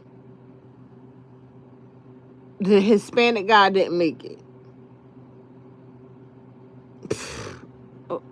Oh Lord, when I hear these stories, I just be confused, y'all. To be honest, the Hispanic kid was winning. Then the white kid stabbed him. Hispanic kid walks out in the hallway, falls down, dies. Oh wow. That is way different than Carmelo Anthony up under a tent and they ask him to leave and they decide to say, "Man, I'm gonna make you leave," and then hit him and kill somebody. It wasn't mutual comfort. If that's the truth, what Officer Tatum is saying about these two different cases, it is a difference. If that's the truth, because I really don't know. If that's the truth, that's crazy. That's all. That's all I'm saying. I'm just saying, like, I remember when I was in high school. When I went to high school, I would go to the bathroom, and it was girls in there. They were smoking cigarettes and stuff like that. They used to be in there chilling. They'll talk. They'll smoke cigarettes. I'm not into smoking cigarettes and all that type of stuff, but whatever. Okay. But I know how that went. If, like, because I remember this girl approached me in the fucking locker room. I remember this girl approached me in the fucking, this was at William Penn High School. This girl fucking approached me at the and she had a lock in her hand. So I'm up here getting dressed. We coming from gym, whatever. I'm up here getting dressed in the locker room. And this girl approached me. And I looked, I see she had a lock in her hand. I said, "Bitch, what the fuck you got a lock for?" Then my friend was like, "No, don't fight in here, don't fight." Because she knew what it was. She knew what the fuck it was. Child's ready to fuck. I think the girl name was Aaliyah. That was the girl that approached me. Her name was Aaliyah. She approached me in the fucking gym locker room with a lock in her fucking hand. And I fucking snapped like, "Bitch, you got me fucked up." Comeback. It wasn't two kids wanting to fight. They didn't arrange a fight in the bathroom. Nobody told nobody to record it because they about to see him get it on. Two different things. That white kid, he could argue. I thought it could be self-defense. But they gave him 10 years in prison. Different jurors, different jurisdiction. And it was not black and white. It's premeditated on a Spanish boy's account, not mutual combat at all. It's self-defense. Yeah. If that's what I'm saying. Like, Cash Money, I really didn't follow that case too much. But if it's true what Officer Tatum is saying or whatever, I don't even think it was premeditated of somebody to die, but it just happened somebody died.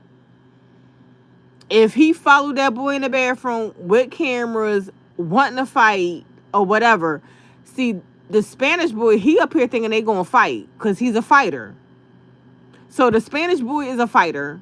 He think they're gonna fight, and he just don't know this white boy scared for his motherfucking life, and you're a dunny boom. You are a dunny boom. He's a dunny boom. Because you trying to fight people, you're a fighter.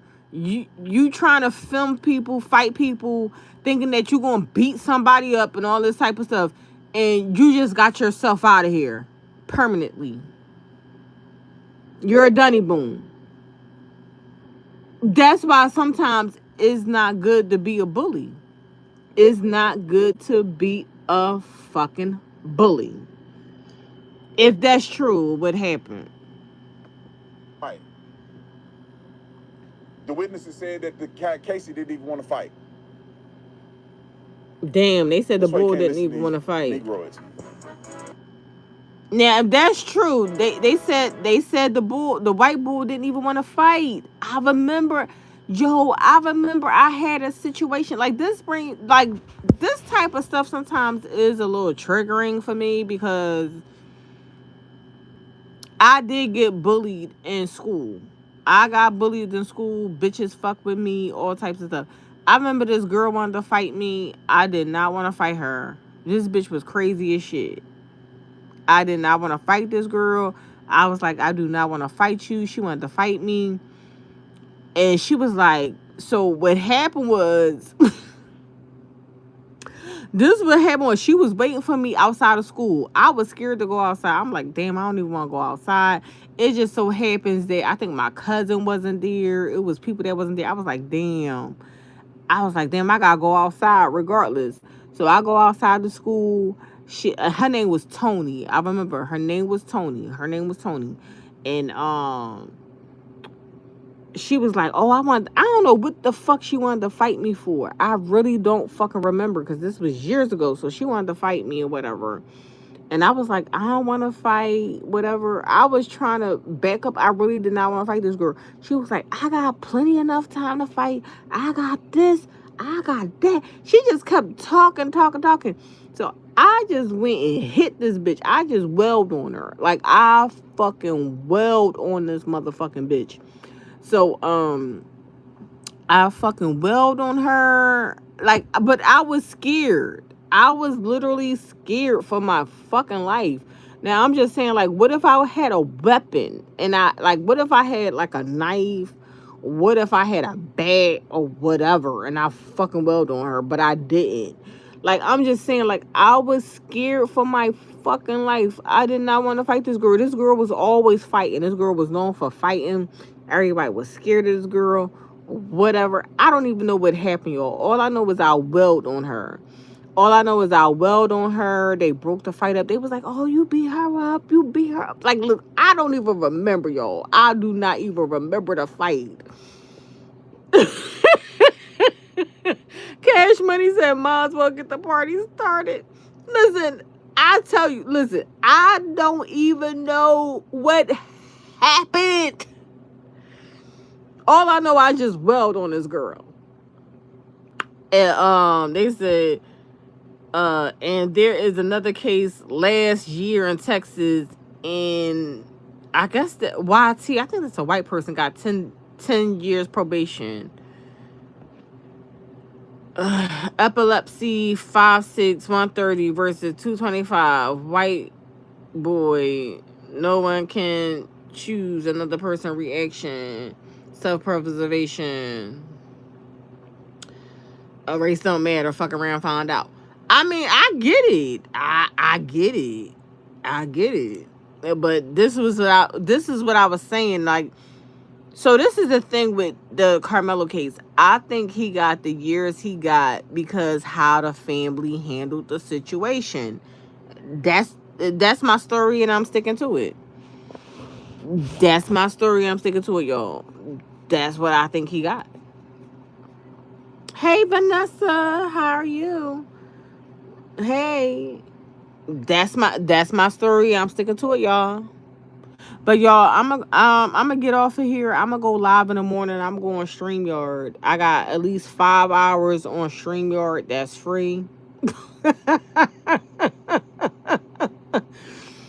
I got 5 hours on StreamYard that is free, and I'm about to make me some breakfast, eat me something, then I'm about to go to the meat market real fast, get what I got to get, and get the fuck up out of here and chill with family later on today. But y'all, shout out to everybody that came through. Peace, love, and happiness. I will be getting up early in the morning like I always do. I'll go on the fucking StreamYard and get with some regular stories and just be my authentic self, talking shit like I always do. And of course, it's going to be with some drinks. It's going to be Happy Father's Day with some drinks, me talking shit, me doing stories, doing everything I got to do. But I'm about to make me some breakfast real fast. I'm about to go to the market real fast, do everything I gotta do. Y'all have a good one. Peace, love, and happiness.